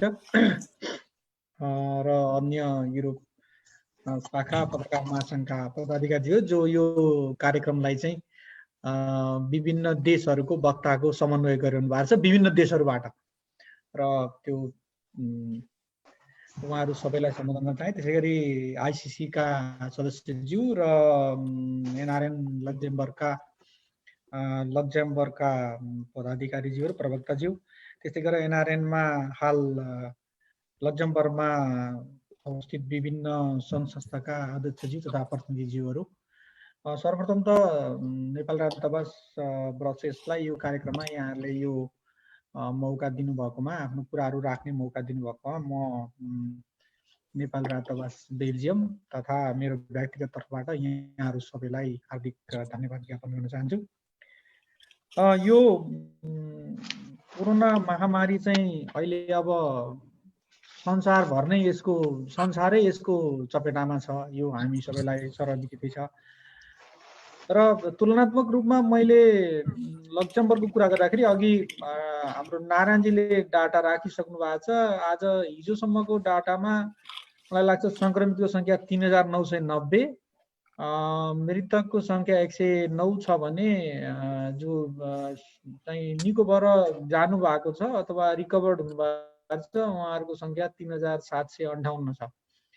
र हामीले के सङ्क्रमणको हिसाबले के हेर्नुपर्छ भन्दाखेरि सुरुवाती चरणमा चाहिँ थोरै जनसङ्ख्या भएको 6,13,000 करिब जनसङ्ख्या भएको लक्जमबर्गमा मार्चको तपाईँले चाहिँ 23-24तिर हेर्नुभयो भने करिब 1100 सङ्क्रमित देखिएको थियो भने 8 मृतक देखिएको थियो। तर सुरुवाती चरणभन्दा अहिले चाहिँ पक्कै पनि तुलनात्मक रूपमा सङ्क्रमण घटेको जस्तो देखिन्छ लक्जमबर्गमा चाहिँ। मलाई त्यस्तो लाग्छ, किनभने यो तथ्याङ्कले त्यही बताउँछ। त्यस्तै गरेर लक्जमबर्ग अघि साथीहरूले भनिसक्नुभयो कि त्यहाँ अब मलाई लाग्छ केही तथ्याङ्कमा उ भयो भने सच्याउने हुनुहुन्छ। 386 जना हुनुहुन्छ नेपालीहरू लक्जमबर्गमा, करिब 400 को सङ्ख्यामा, र म अलिक अगाडि लक्जमबर्ग गएको थिएँ। प्राय सबै त्यहाँको लक्जमबर्गका नेपाली समुदायका सदस्यज्यूहरू चाहिँ एनआरएनसँग आबद्ध हुनुहुन्छ। सायद पहिलो देश लाग्छ मलाई संसारमा चाहिँ सबैजनाको चाहिँ एनआरएन प्रति त्यस्तो सदास्यता रहेको एउटा समुदाय सानै भए पनि सदास्यता ठुलो रहेको अनुभव चाहिँ मलाई भएको थियो जब म लक्जमबर्ग गएको थिएँ। अगाडि बालकृष्णसँग भेट भएको थियो, बालरीसँग भेट भएको थियो, नारायणजीले हुनुहुन्न, जितुजी हुनुहुन्छ, सबैजनासँग उहाँहरूसँग भेट भएको थियो। र त्यसकारण अब यसमा दूतावास चाहिँ एनआरएनसँग पक्कै पनि समन्वयमा छ र हामीले चाहिँ बेनेलक्सकै कुरा गर्ने हो भने सुरुवाती चरणमा चाहिँ यो उच्च सतर्कता अपनाउन चाहिँ नेपाली समुदायलाई अनुरोध गरेको थियौँ। र मलाई अहिले खुसी लागेको छ कि यहाँहरूले यहाँ आफ्नो तथ्याङ्क पनि प्रस्तुत गर्नुभयो। कोही पनि नेपाली चाहिँ लकडाउनबाट सङ्क्रमित भएको हुनुहुन्न र अब यहाँले गरेको प्रश्न अनुसार कस्तो कस्तो किसिमको सहयोगहरू तत्त्वले के गरिरहेछ भन्ने कुरामा म पहिला के भन्छु, हामीले सतर्कताको लागि अनुरोध गर्यौँ र हामीले सबै नेपाली समुदायलाई के भन्यौँ भन्दाखेरि सम्बन्धित देशहरूले जुन किसिमका स्वास्थ्य क्षेत्रमा यो कोरोना पेन्डेमिकलाई चाहिँ रोक्नको लागि जुन किसिमका सजगताहरू अपनाएका छन्, जुन किसिमका स्वास्थ्यका नियमहरू लगाएका छन्, त्यसलाई पूर्ण रूपमा पालना गर्नु नै सबैको लागि र सतर्क हुने, त्यसलाई पूर्ण रूपमा पालना गर्ने, त्यसले नै सङ्क्रमणलाई रोक्छ भन्ने कुरामा दूतावासले पहिलेदेखि नै सजगता अपनाउनको लागि सबै नेपाली समुदायलाई अनुरोध गर्दै आएको छ, गरिराखेको पनि छ। र त्यसपछि के भयो भने मार्चदेखि अहिलेसम्ममा चाहिँ अब केही हामीलाई चाहिँ मूलतः लक्जमबर्गबाट चाहिँ केही अहिले कुरा आएको छ, यहाँ पनि 26-27 जना विद्यार्थी हुनुहुन्छ। विद्यार्थीले हामीलाई सम्पर्क गर्नु भएको थियो के हुन्छ कसो हुन्छ, तर अब नेपालै फर्किने खालको आशय चाहिँ कसले पनि व्यक्त गर्नु भएको थिएन त्यतिखेर पनि। र मलाई लाग्छ विद्यार्थीहरू अहिले पनि यहाँ कुरा भए अनुसार उहाँहरू चाहिँ यहीँ नै कन्टिन्यू गर्ने आएको छौँ र पढाइलाई कन्टिन्यू गर्ने उहाँहरूको चाहिँ देखिन्छ। र धेरैजनाको चाहिँ हामीलाई उहाँले जानकारी अनुसार युनिभर्सिटीहरूले अनलाइन क्लासहरू पनि सञ्चालन गरेको छ र अनलाइन क्लासमा हामी आफ्नो अध्ययनलाई चाहिँ निरन्तरता दिइरहेको छौँ भन्ने खालको कुरा उहाँहरूले गर्नुभएको थियो। र मूलतः अहिले चाहिँ तपाईँले मलाई लक्जमबर्गको समस्या नै सोध्नुभयो भने त विद्यार्थीहरू मात्रै हुन्छ भने अब एज ए होल बेनेलक्सको भयो भने चाहिँ कस्तो छ भने अब यसलाई चाहिँ केही 2-4 किसिमले हेर्नुपर्ने हुन्छ। जस्तै अब एकजना चाहिँ यहीँ बस्ने नेपालीहरू हुनुभयो, उहाँहरूको प्रायःजसो यो बेल्जियम, लक्जमबर्ग, नेदरल्यान्डमा नि सरकारले पनि उहाँहरूलाई चाहिँ विभिन्न किसिमका सुविधाहरू दिइरहेको, त्यो सुविधाको बारेमा बालकृष्णजीले अघि भनिसक्नुभयो, अर्को नारायणजीले पनि त्यसलाई टच गर्नुभयो, त्यही हिसाबै छ सबैलाई। तर त्यसपछि अरू चाहिँ के छ भने कोही चाहिँ अब मूलतः विद्यार्थीहरू जो चाहिँ कोही छात्रवृत्तिमा आउनु भएको छ, कोही सेल्फमा आउनु भएको छ, त्यस्तो विद्यार्थीहरू हुन्छ। कतिपयमा चाहिँ सानो सङ्ख्यामा चाहिँ अब भिजिट भिसामा आएको, सानो सर्ट टर्म कोर्समा आएको हुनुहुन्छ। उहाँहरू चाहिँ अब यो लकडाउनको बन्दाबन्दीको हिसाबले चाहिँ नेपाल जान पाउनु भएको छैन। केही चाहिँ नेपाल जाने भन्ने आशा थोरै सङ्ख्यामा लक्जमबर्गबाट आएको छैन, तर अरू देशबाट अलिअलि हामीलाई रिक्वेस्टहरू आएको छन्। र अर्को चाहिँ अब लक्जमबर्गमा त्यो समस्या पनि छैन। अघि नै सबै साथीहरूले भनिसक्नुभयो कि अब त्यो काहीँ अरू देशबाट आएर त्यहाँ रहेर चाहिँ केही हिसाबले कोहीलाई अप्ठ्यारो परेको भन्ने खालको त्यो पनि त्यहाँ चाहिँ देखिँदैन। तर त्यस्तो किसिमको समस्यामा कोही नेपाली पर्नु हो भने हामीले चाहिँ धेरै जसो चाहिँ यो बेनेलक्सका एनआरएनसँग नै समन्वय गरेका छौँ र उहाँहरूलाई र हाम्रै समन्वयमा अनुरोध गरेर चाहिँ उहाँहरूलाई त्यहाँ कसैलाई समस्या परेको खण्डमा उहाँहरूले गर्नुहुन्छ। र कोहीलाई अब जस्तै दूतावासले चाहिँ कसैको भिसा एक्सटेन्सन गर्नुपर्ने हिसाब आयो, कोही सर्ट टर्म भिसामा आउनु भएको थियो, भिसा चाहिँ एक्सपायर भयो भने त्यसलाई चाहिँ हामीले सम्बन्धित निकाय सबैतिर त्यो पत्राचार गरेका छौँ, आफै पनि कुरा गरेका छौँ र भिसा एक्सटेन्सनको समस्या चाहिँ नहोस् भन्ने तर्फ दूतावास सजग छ। र अहिले भिसा एक्सटेन्सन केहीको चाहिँ भएको पनि छ, विशेष गरी नेदरल्यान्डमा, र उहाँहरू चाहिँ अहिले चाहिँ उहाँको भिसा एक्सटेन्सन गरिएको छ। र अर्को अलिकति समस्या भयो खान उसको लागि चाहिँ भने हामीले चाहिँ मूलतः त्यहाँ रहनुभएका एनआरएन तथा अन्य नेपालीहरूलाई चाहिँ अनुरोध गर्ने गरेको छु। सरलाई मैले अर्को पनि प्रश्न हाम्रो प्रवक्ताज्यूकोले चाहिँ त्यो चाहिँ मैले कृपया त्यो चाहिँ के हो भने त्यहाँ मैले अब ठ्याक्कै सम्झिनँ मैले कुन चाहिँ इभेन्टलाई भन्नुभएको। उहाँ धेरैपल्ट महामहिम राजदूत जानुभएको छ त्यतिखेर होइन। अब कुन चाहिँमा जानुभएको किनभने जो नियुक्त हुनुभएको उहाँको सम्पूर्ण प्रक्रिया नै दूतावासले गरेको हो होइन। त्यसकारण अब त्यो कुन चाहिँ हो मलाई लाग्छ के भने उहाँ 1-2 दिन अगाडि लक्जमबर्गमा हुनुहुन्थ्यो अनि फेरि आएर चाहिँ त्यस्तो केही भएको हो कि तर मैले ठ्याक्कै कुन चाहिँ इभेन्ट हो त्यो थाहा भएन। र त्यस्तो केही होइन कि हामी चाहिँ प्रायः चाहिँ कुनै पनि लक्जमबर्गमा भएका इभेन्टहरूलाई या त त्यो पेन्डेमिकको बेला कतै परेको हुनसक्छ नत्र भने जुनसुकै इभेन्टहरूमा पनि हामीलाई निमन्त्रणा आयो भने हामी चाहिँ एकदम खुसी साथ चाहिँ लक्जमबर्ग जानेछौँ र दूतावासको तर्फबाट चाहिँ हामी लक्जमबर्गमा भएका सबै इभेन्टहरूमा सबै समारोहहरूमा भ्याएसम्म चाहिँ हामी चाहिँ सहभागिता जनाउनेछौँ।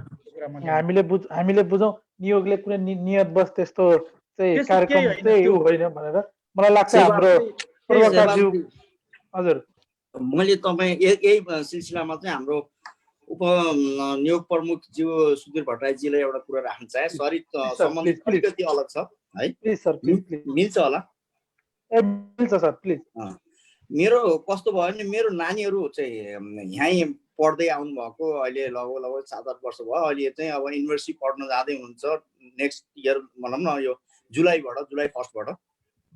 र यो कन्डिसनमा चाहिँ उनीहरूलाई चाहिँ कस्तो भयो भने हाम्रो नेपालको पुलिस सर्टिफिकेट चाहियो। हेर्नुहोस् अहिले नेपालमा अलिकति समस्या छ। हामीले त्यो मैले कन्ट्याक्ट गरेँ घरबाट पनि।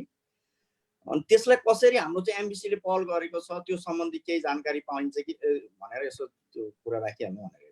यसो गर्नु न, यो अहिले यो अर्कै कोरोना पेन्डेमिक हो। तपाईँले मलाई नै फोन गर्नु न एकचोटि त्यो बारेमा विस्तृतमा तपाईँलाई भन्नु। हजुरले मलाई टेलिफोन नम्बर सेन्ड गरिदिनु होला है। हुन्छ ल सरी है। हुन्छ सर धन्यवाद सर। मैले रवि सर मैले यहाँ हाम्रो एकजना महिला सहभागी जो मधु देख्छु नाम मधु मात्रै देखेँ। उहाँलाई परिचय गराइदिनुहोस् न कृपया। मधु मात्रै देखेँ मैले यहाँ स्क्रिनमा चाहिँ।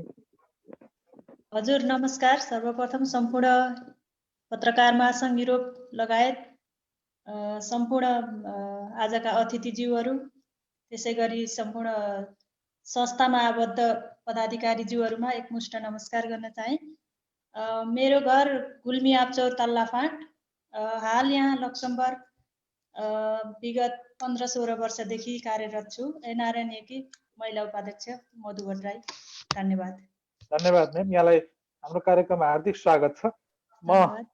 म अब विजय कणेल सरसँग जोडिन चाहे। रवि सर त्यहाँ जोडिदिनु होला उहाँसँग। विजय कणेल सर तपाईँ यहाँ लक्जमबर्गमा नेपाली समुदायसँग नजिक जोडिएर काम गरिराख्नु भएको छ हामीलाई जहाँसम्म जानकारी भइन्छ। अहिले यो कोरोना पेन्डेमिकको अवस्थामा चाहिँ नेपाली समुदायहरू तपाईँहरूसँग धेरै नेपाली समुदायका व्यक्तिहरू जोडिनु भएको छ। त्यहाँ चाहिँ नेपाली समुदायको मानसिक अवस्था उहाँहरूको अहिलेको यो पेन्डेमिक एकैचोटि पेन्डेमिकले हामीलाई थिचेको अवस्थामा कस्तो पाउनु भएको छ यहाँको व्यक्तिगत भोगाई र तपाईँको स्वयं पर्सनल्ली व्यक्तिगत भोगाई पनि?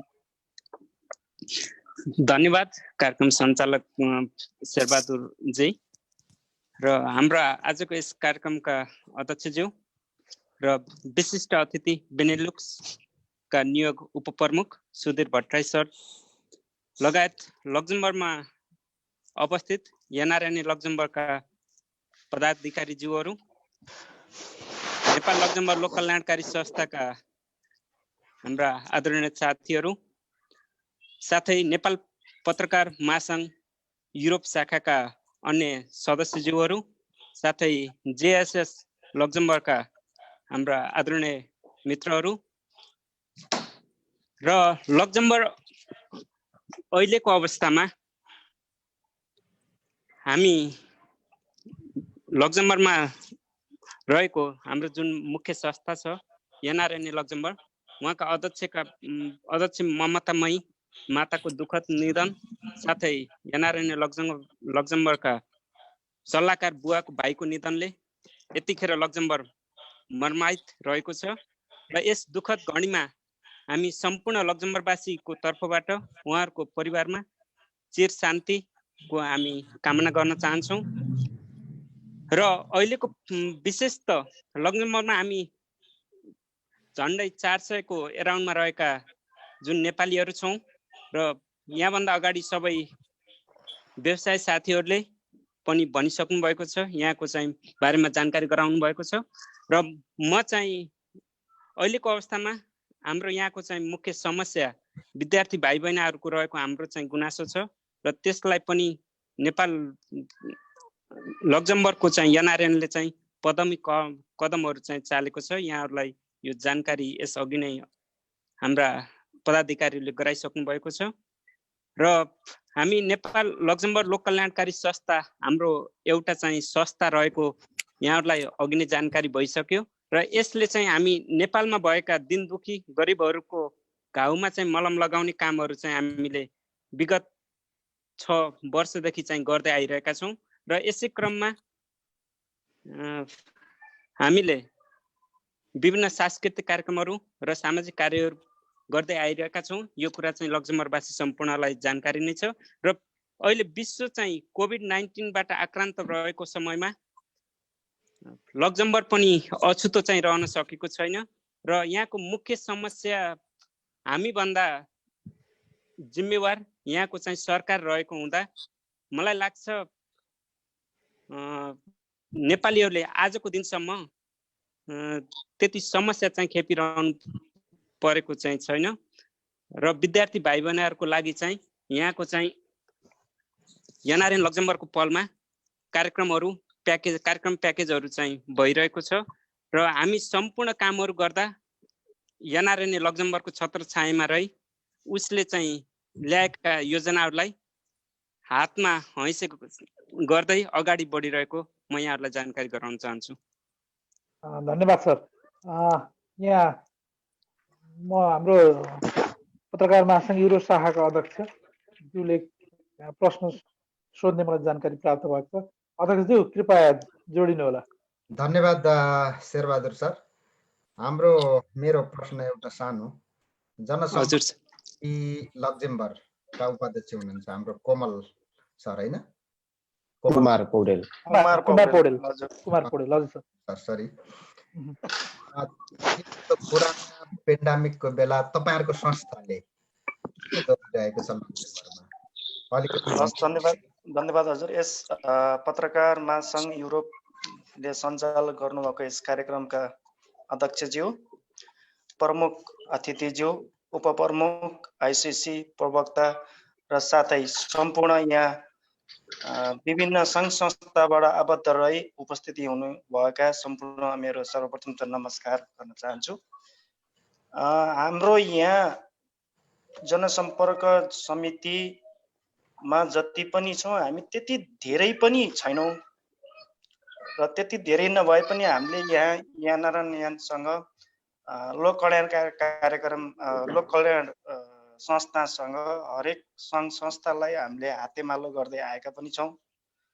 एनआरएनले चाहिँ नि अब कहीँ केही दुःखमा कहीँ सहयोगको अपेक्षा राख्छ भने हामीले त्यहाँ पनि गरिरहेका छौँ।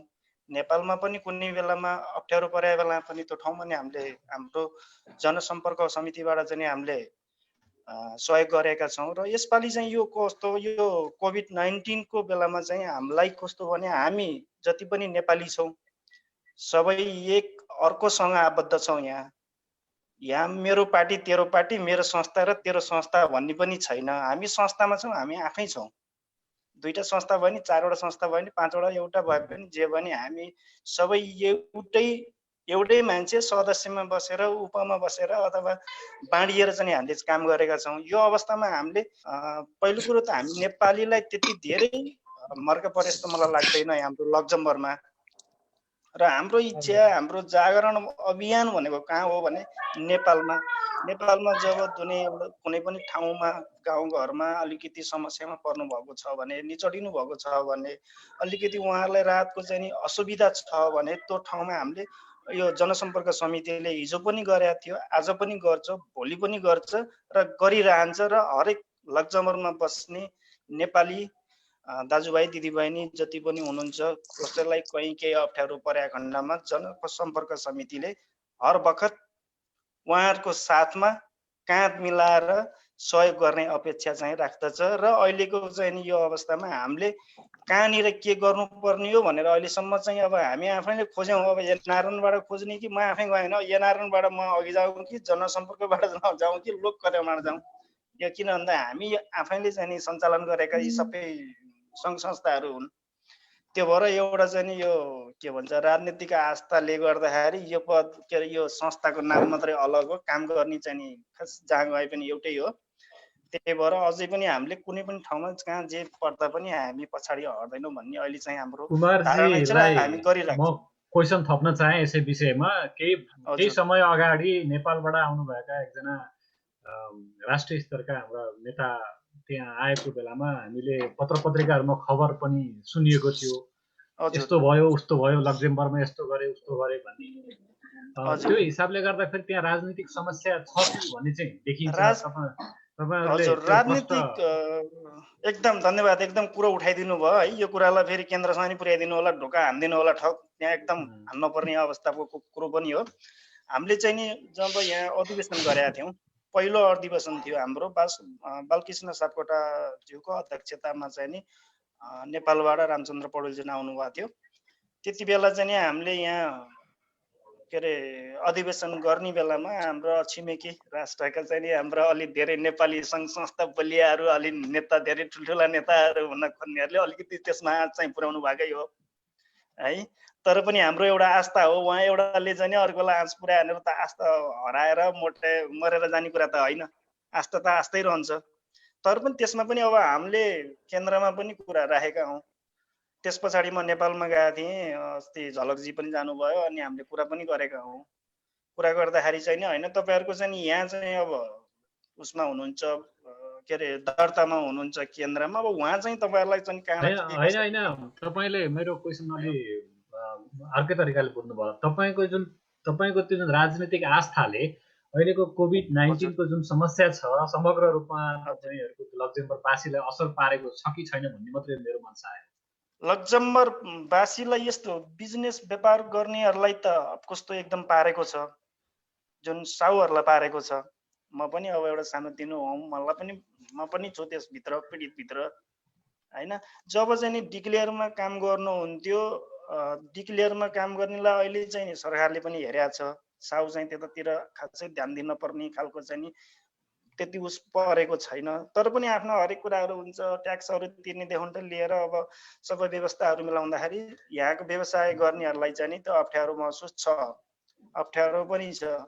तपाईहरुको त्यतिखेरको जुन राजनीतिक समस्याले गर्दाखेरि अहिलेका विद्यार्थीहरूलाई जुन सहयोग गर्ने क्रियाकलापमा अलिकति कमी आएको हो कि भन्ने चाहिँ मेरो मन छ।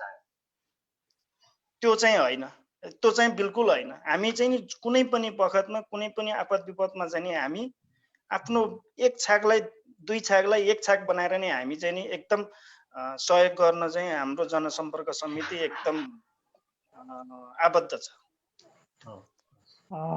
धन्यवाद सरलाई।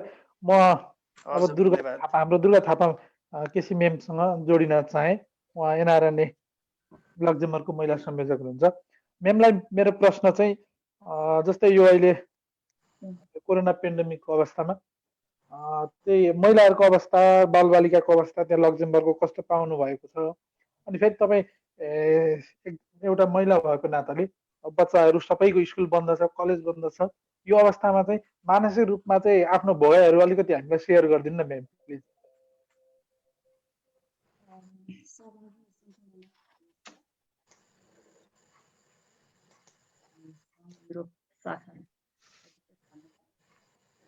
आवाज आएन म्याडमको।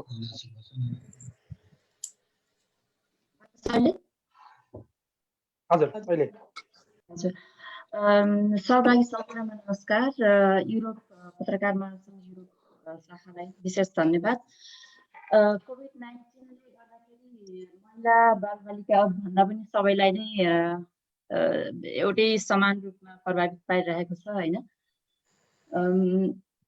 नानी बाबुहरूको क्लासहरू नभए पनि, स्कुलहरू नभए पनि उनीहरूको अनलाइन क्लासहरू चलिरहेको थियो र लक्जमबर्गमा खासै त्यस्तो बाहिर जान नै अब लकडाउन जस्तो बाहिर जानु पाइँदैन थियो। अरू त घरमा सबै अब अनलाइन क्लासेसहरू हुन्छ होइन। अब सबै एक्टिभिटिजहरू आफ्नो घरमा बसेर लगभग मन्डे टु फ्राइडे नै क्लासहरू हुन्थ्यो नानी बाबुहरूको। त्यस्तो केही समस्याहरू छैन। र यहाँको लक्जमबर्गको विषयमा भन्दाखेरि सरकारले धेरै सुविधाहरू दिइरहेको छ अरू देशमा भन्दा होइन। यहाँ हामीहरूलाई मास्कहरू पनि किन्नु परिरहेको छैन, सरकारले नै दिन्छ हामीलाई। अहिलेको अवस्थामा बाहिर जाँदाखेरि मास्कहरू लगाउन कम्प्लिमेन्टरी नै छ, लगाएर जानुपर्ने हुन्छ। र यहाँ अहिले मभन्दा अघिको सहभागी साथीहरूले पनि भन्नुभयो, त्यस्तो समस्याहरू खासै छैन हामी इलिगल बस्नेहरूलाई होइन। समस्या भनेकै इलिगल बस्ने विद्यार्थी भाइ बहिना या अरू पनि हामी नेपालीहरूलाई या अरू विदेशीहरूलाई पनि इलिगल बस्नेले मात्रै समस्या हो होइन। नत्र हामी लिगल्लीहरू अनि लिगल बस्ने अनि जो काम गर्नुहुन्छ डिक्लेयरमा उहाँहरूलाई 80% सरकारले नै दिएको हुन्छ काम। अहिले जो स्थगित गरेर काम नगरिकन बस्नु भएको छ उहाँहरूलाई। र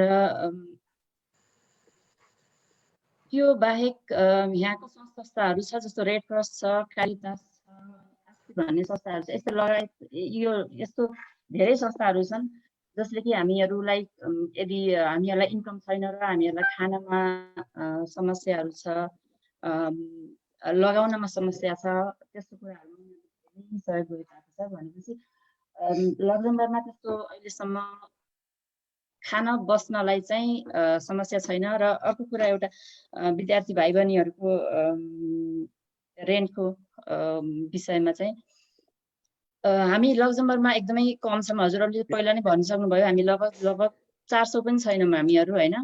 अनि यति सानो संस्थाले उहाँहरूको रेन्ट दिन चाहिँ अलि असम्भव नै छ। समस्या त्यही हो, उहाँहरूको समस्या नै त्यही हो, हामीले गर्न नसक्ने कुरा पनि त्यही हो। यसमा चाहिँ अलि हामीहरू खिन्न छौँ, उहाँहरूले मागेको सहयोगलाई हामीले पुरा गर्न सकिरहेको छैनौँ।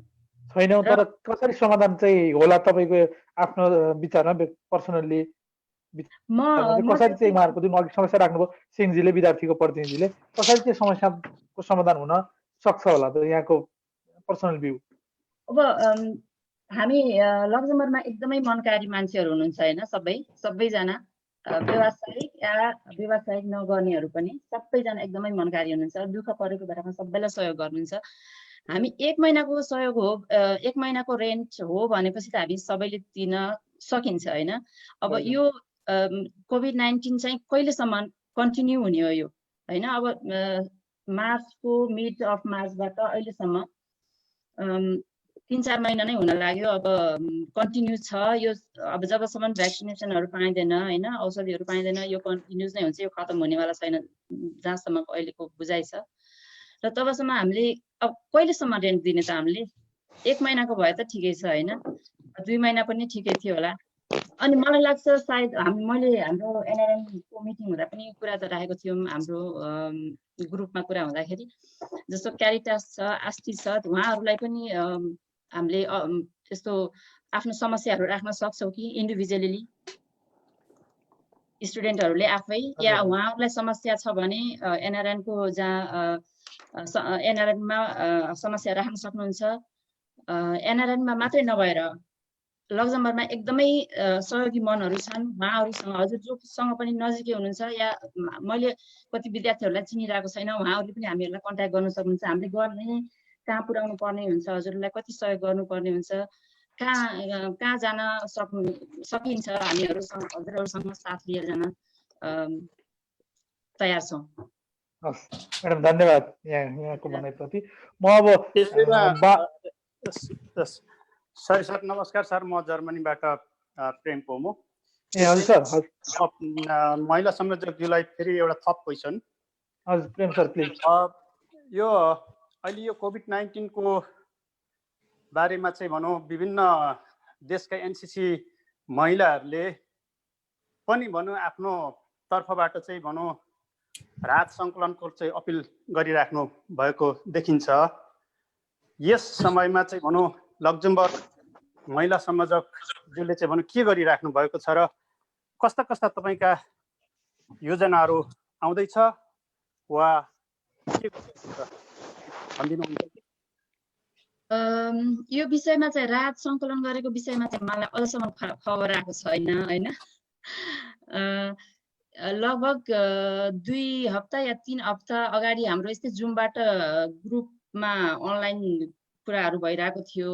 त्यसमा हामी उहाँहरूले बुझ्न चाहनु भएको थियो कि अब यस्तै समस्याहरू कति इन्फेक्टेडहरू छ होइन, कतिमा टेस्टेड भएको छ, कति डेथ भयो यताउता, यही कोभिड-19 को उसमा चाहिँ कुराकानी भएको थियो। तर क्वेसनहरू त्यहाँ पनि आएको थियो, अब राहतको काम केही गर्ने कि नेपालको लागि केही फन्डहरू कलेक्ट गर्ने कि भन्ने कुरा चाहिँ आएको थियो। तर त्यसपछि चाहिँ मलाई इमेल पनि आएको छैन र कुनै अरू मेसेजबाट थ्रु पनि केही आएको छैन। तर हामी तयार छौँ कुनै पनि सहयोग गर्नलाई, नेपालको लागि या युरोपलाई हुन्छ, जहीँ कहीँ पनि हामीहरू कुनै पनि उसमा समस्या परेकाहरूलाई हेल्प गर्नको लागि, सहयोग गर्नको लागि हामी एकदमै तयार छौँ। धन्यवाद म्याम। म मधु म्यामलाई पनि जोड्न चाहन्छु यही विषयमा केही यही प्रश्न जोडिदिनु रवि सर। मधु भट्टराई म्याम हामीसँग जोडिनु भएको थियो, हुनुहुन्छ होला उहाँ? हेलो हजुर हजुर मधु सर, यही उहाँ अघि मेरो प्रश्न दुर्गा थापा केसी म्यामलाई जस्तै यहाँको भोगाई, पर्सनल्ली भोगाई अनि महिलाहरूको चाहिँ अवस्था लक्जमबर्गमा, त्यही प्रश्नको विषयमा यहाँको भनाइ राखिदिनु प्लिज। हजुर, अहिले यो कोभिड-19ले गर्दा पक्कै पनि लकडाउनले गर्दा घरमा सबै बच्चाहरू सहित आमालाई अब भनौँ न घर परिवारलाई अब गाह्रो नै हुन्छ। बच्चाहरू घरमै, उनीहरू पनि हरेकचोटि क्वेसन गरेका गरे उनीहरूलाई बाहिर स्कुल जानेदेखि लिएर स्पोर्टका कुराहरूमादेखि लिएर गर्न नपाउँदा बच्चाहरूले पक्कै पनि सबैजनालाई नै सताइरहेको अवस्था छ। अनलाइन भए पनि अब उनीहरू साथीहरू बिच रमाइलो, क्लासमा सबैजनासँग रमाइलो छुट्टै हुन्छ, घरमा अब अनलाइन त्यति पर्याप्त हुँदैन। अनलाइन हुन्छ तर पनि अब होमवर्क उनीहरूको यहाँ प्राइभेट गरिरहन उनीहरूलाई त्यति उचित लाग्दैन। उनीहरू ग्रुपमा क्लासमा टिचरसित गर्ने छुट्टै अनुभव, छुट्टै रमाइलो छ। त्यो त सबै आमा बुवाहरूले नै भोगिराख्नु भएको छ। स्पोर्ट गर्ने बच्चाहरूदेखि लिएर स्कुल जाने बच्चाहरूलाई हरेक दिन क्वेसन गरिरहन्छन्, कहिले खुल्छ कहिले खुल्छ, पक्कै पनि गाह्रो छ। अरू बाँकी अब अनलाइन त छ, अनलाइनदेखि आफ्नो पढाइ निरन्तर त गरिरहेकै छन्। त्यो भोगाइमा बच्चाहरू हल्का अब यो क्लास सुरु हुँदैछ, अब 7th क्लासदेखि अब अघिल्लो हप्तादेखि गइरहेका छन् लिसे टेक्निक।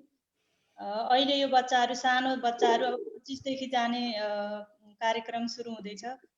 त्यसमा पनि बच्चाहरू एकै ग्रुप एकैचोटि क्लासका बच्चाहरू सँगै जान नपाउने, त्यसमा अब 20 बच्चाहरू क्लासमा छन् भने हाफ बच्चाहरूलाई ए र बी गरेर एक हप्ता एउटा ए ग्रुप अनि अर्को हप्ता बी ग्रुप गरेर जाने कुराकानी चलिरहेको छ स्कुलको बारेमा।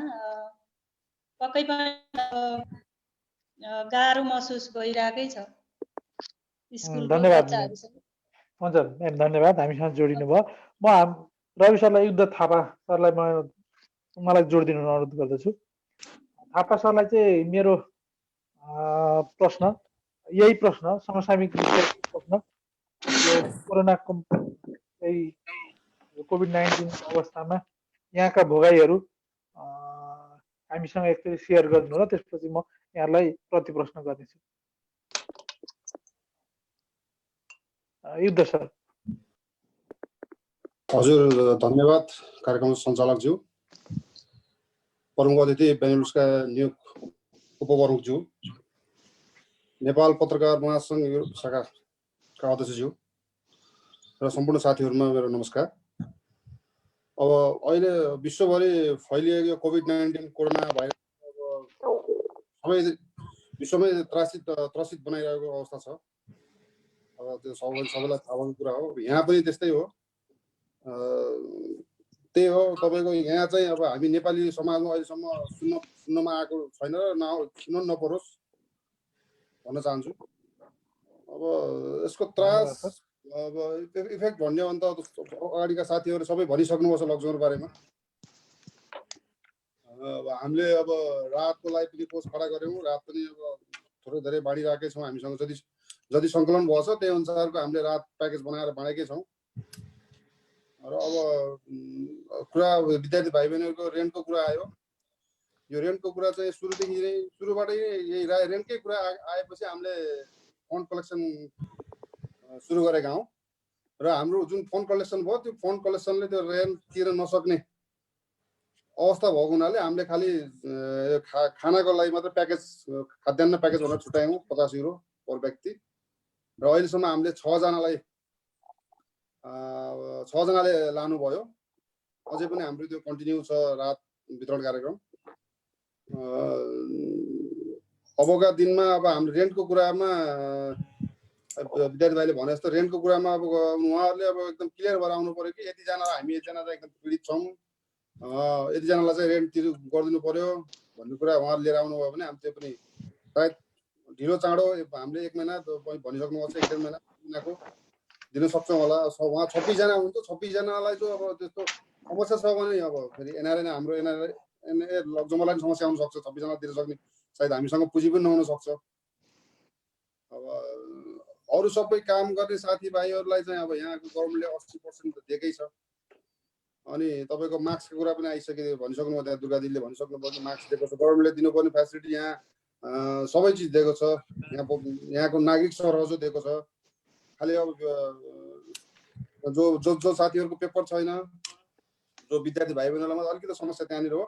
र पनि त्यो पेपर नभएको साथीहरूलाई पनि हामीले आफ्नो तरिकाले आफ्नो पहलबाट हुन्छ कसरी हुन्छ उहाँहरूलाई पनि सहयोग गर्न अगाडि हात बढाएकै छौँ।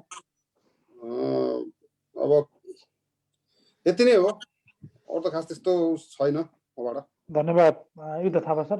म अब हामी अन्तिमतिर छौँ कार्यक्रमको। म बालरी सरलाई जोड्न चाहेँ, बालरी सरसँग जोडिन चाहेँ।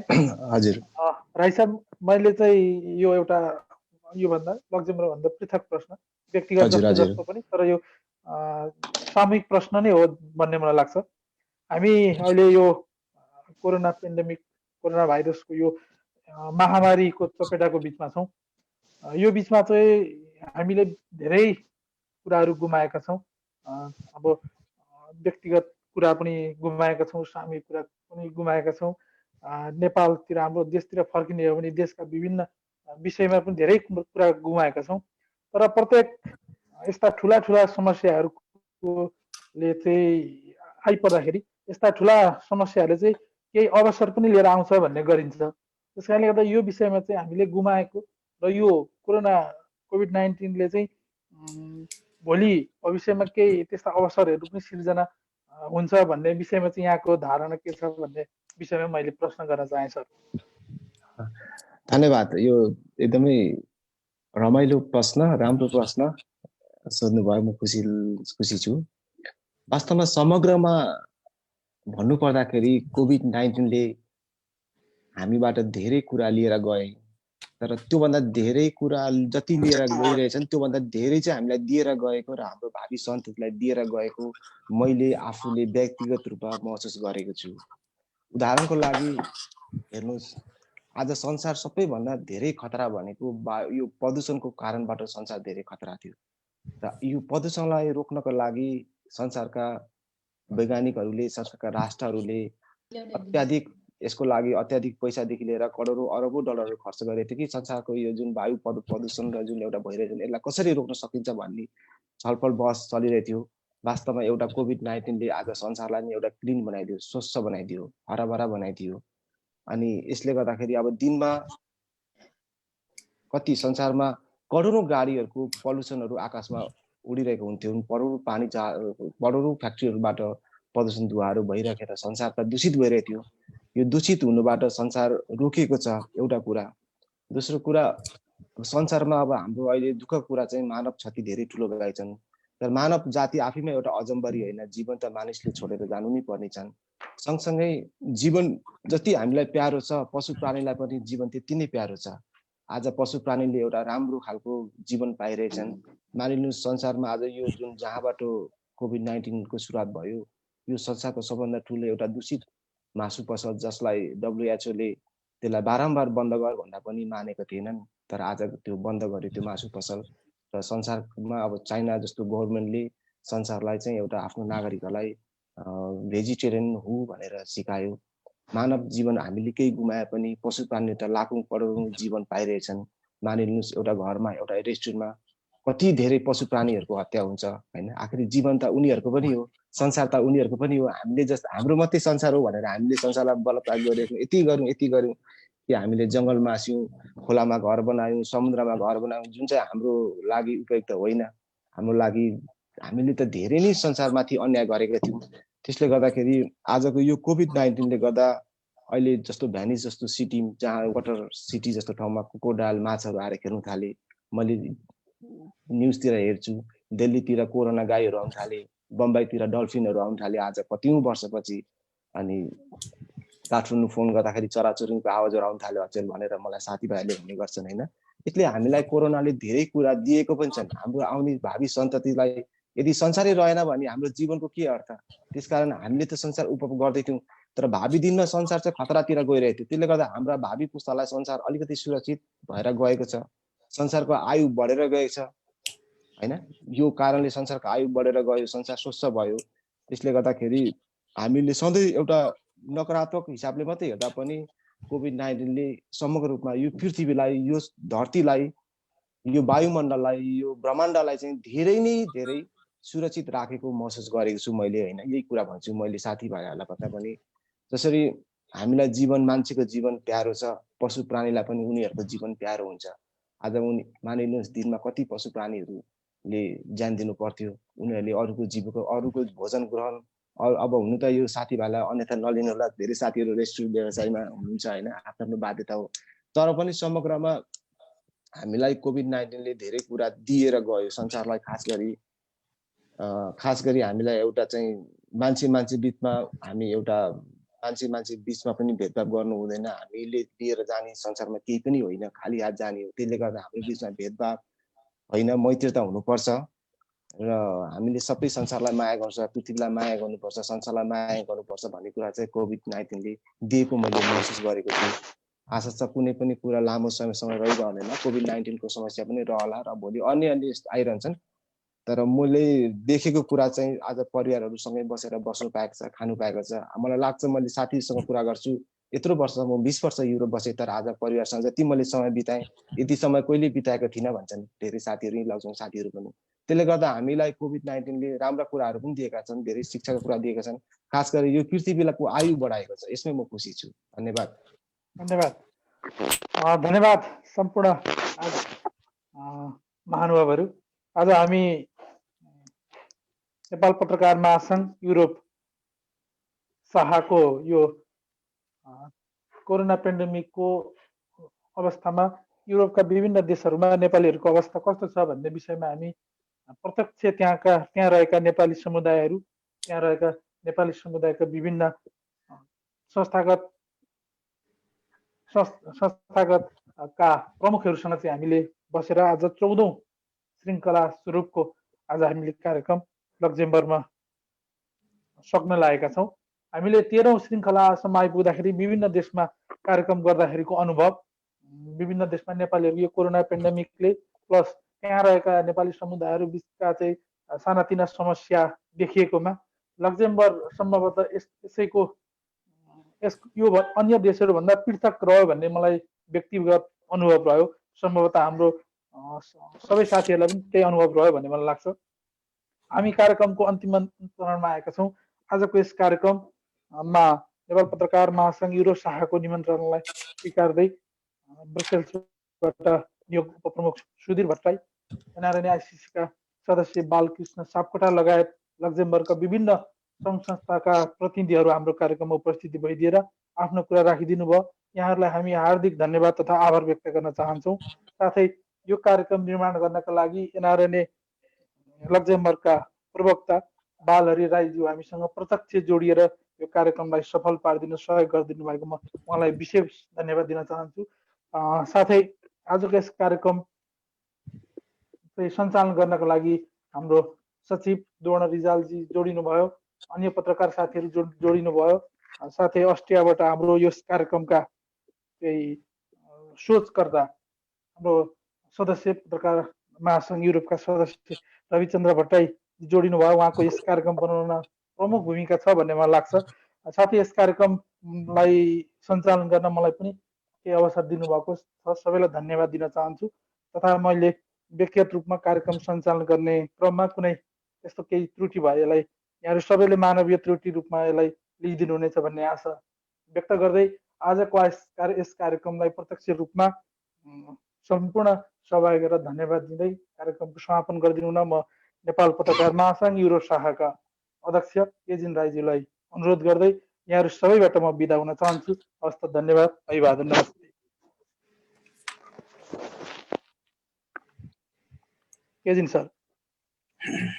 धन्यवाद शेरबहादुर परियार सर, सदस्य नेपाल पत्रकार महासङ्घ युरोप शाखा। साथीहरू सबैलाई फेरि पनि नमस्कार।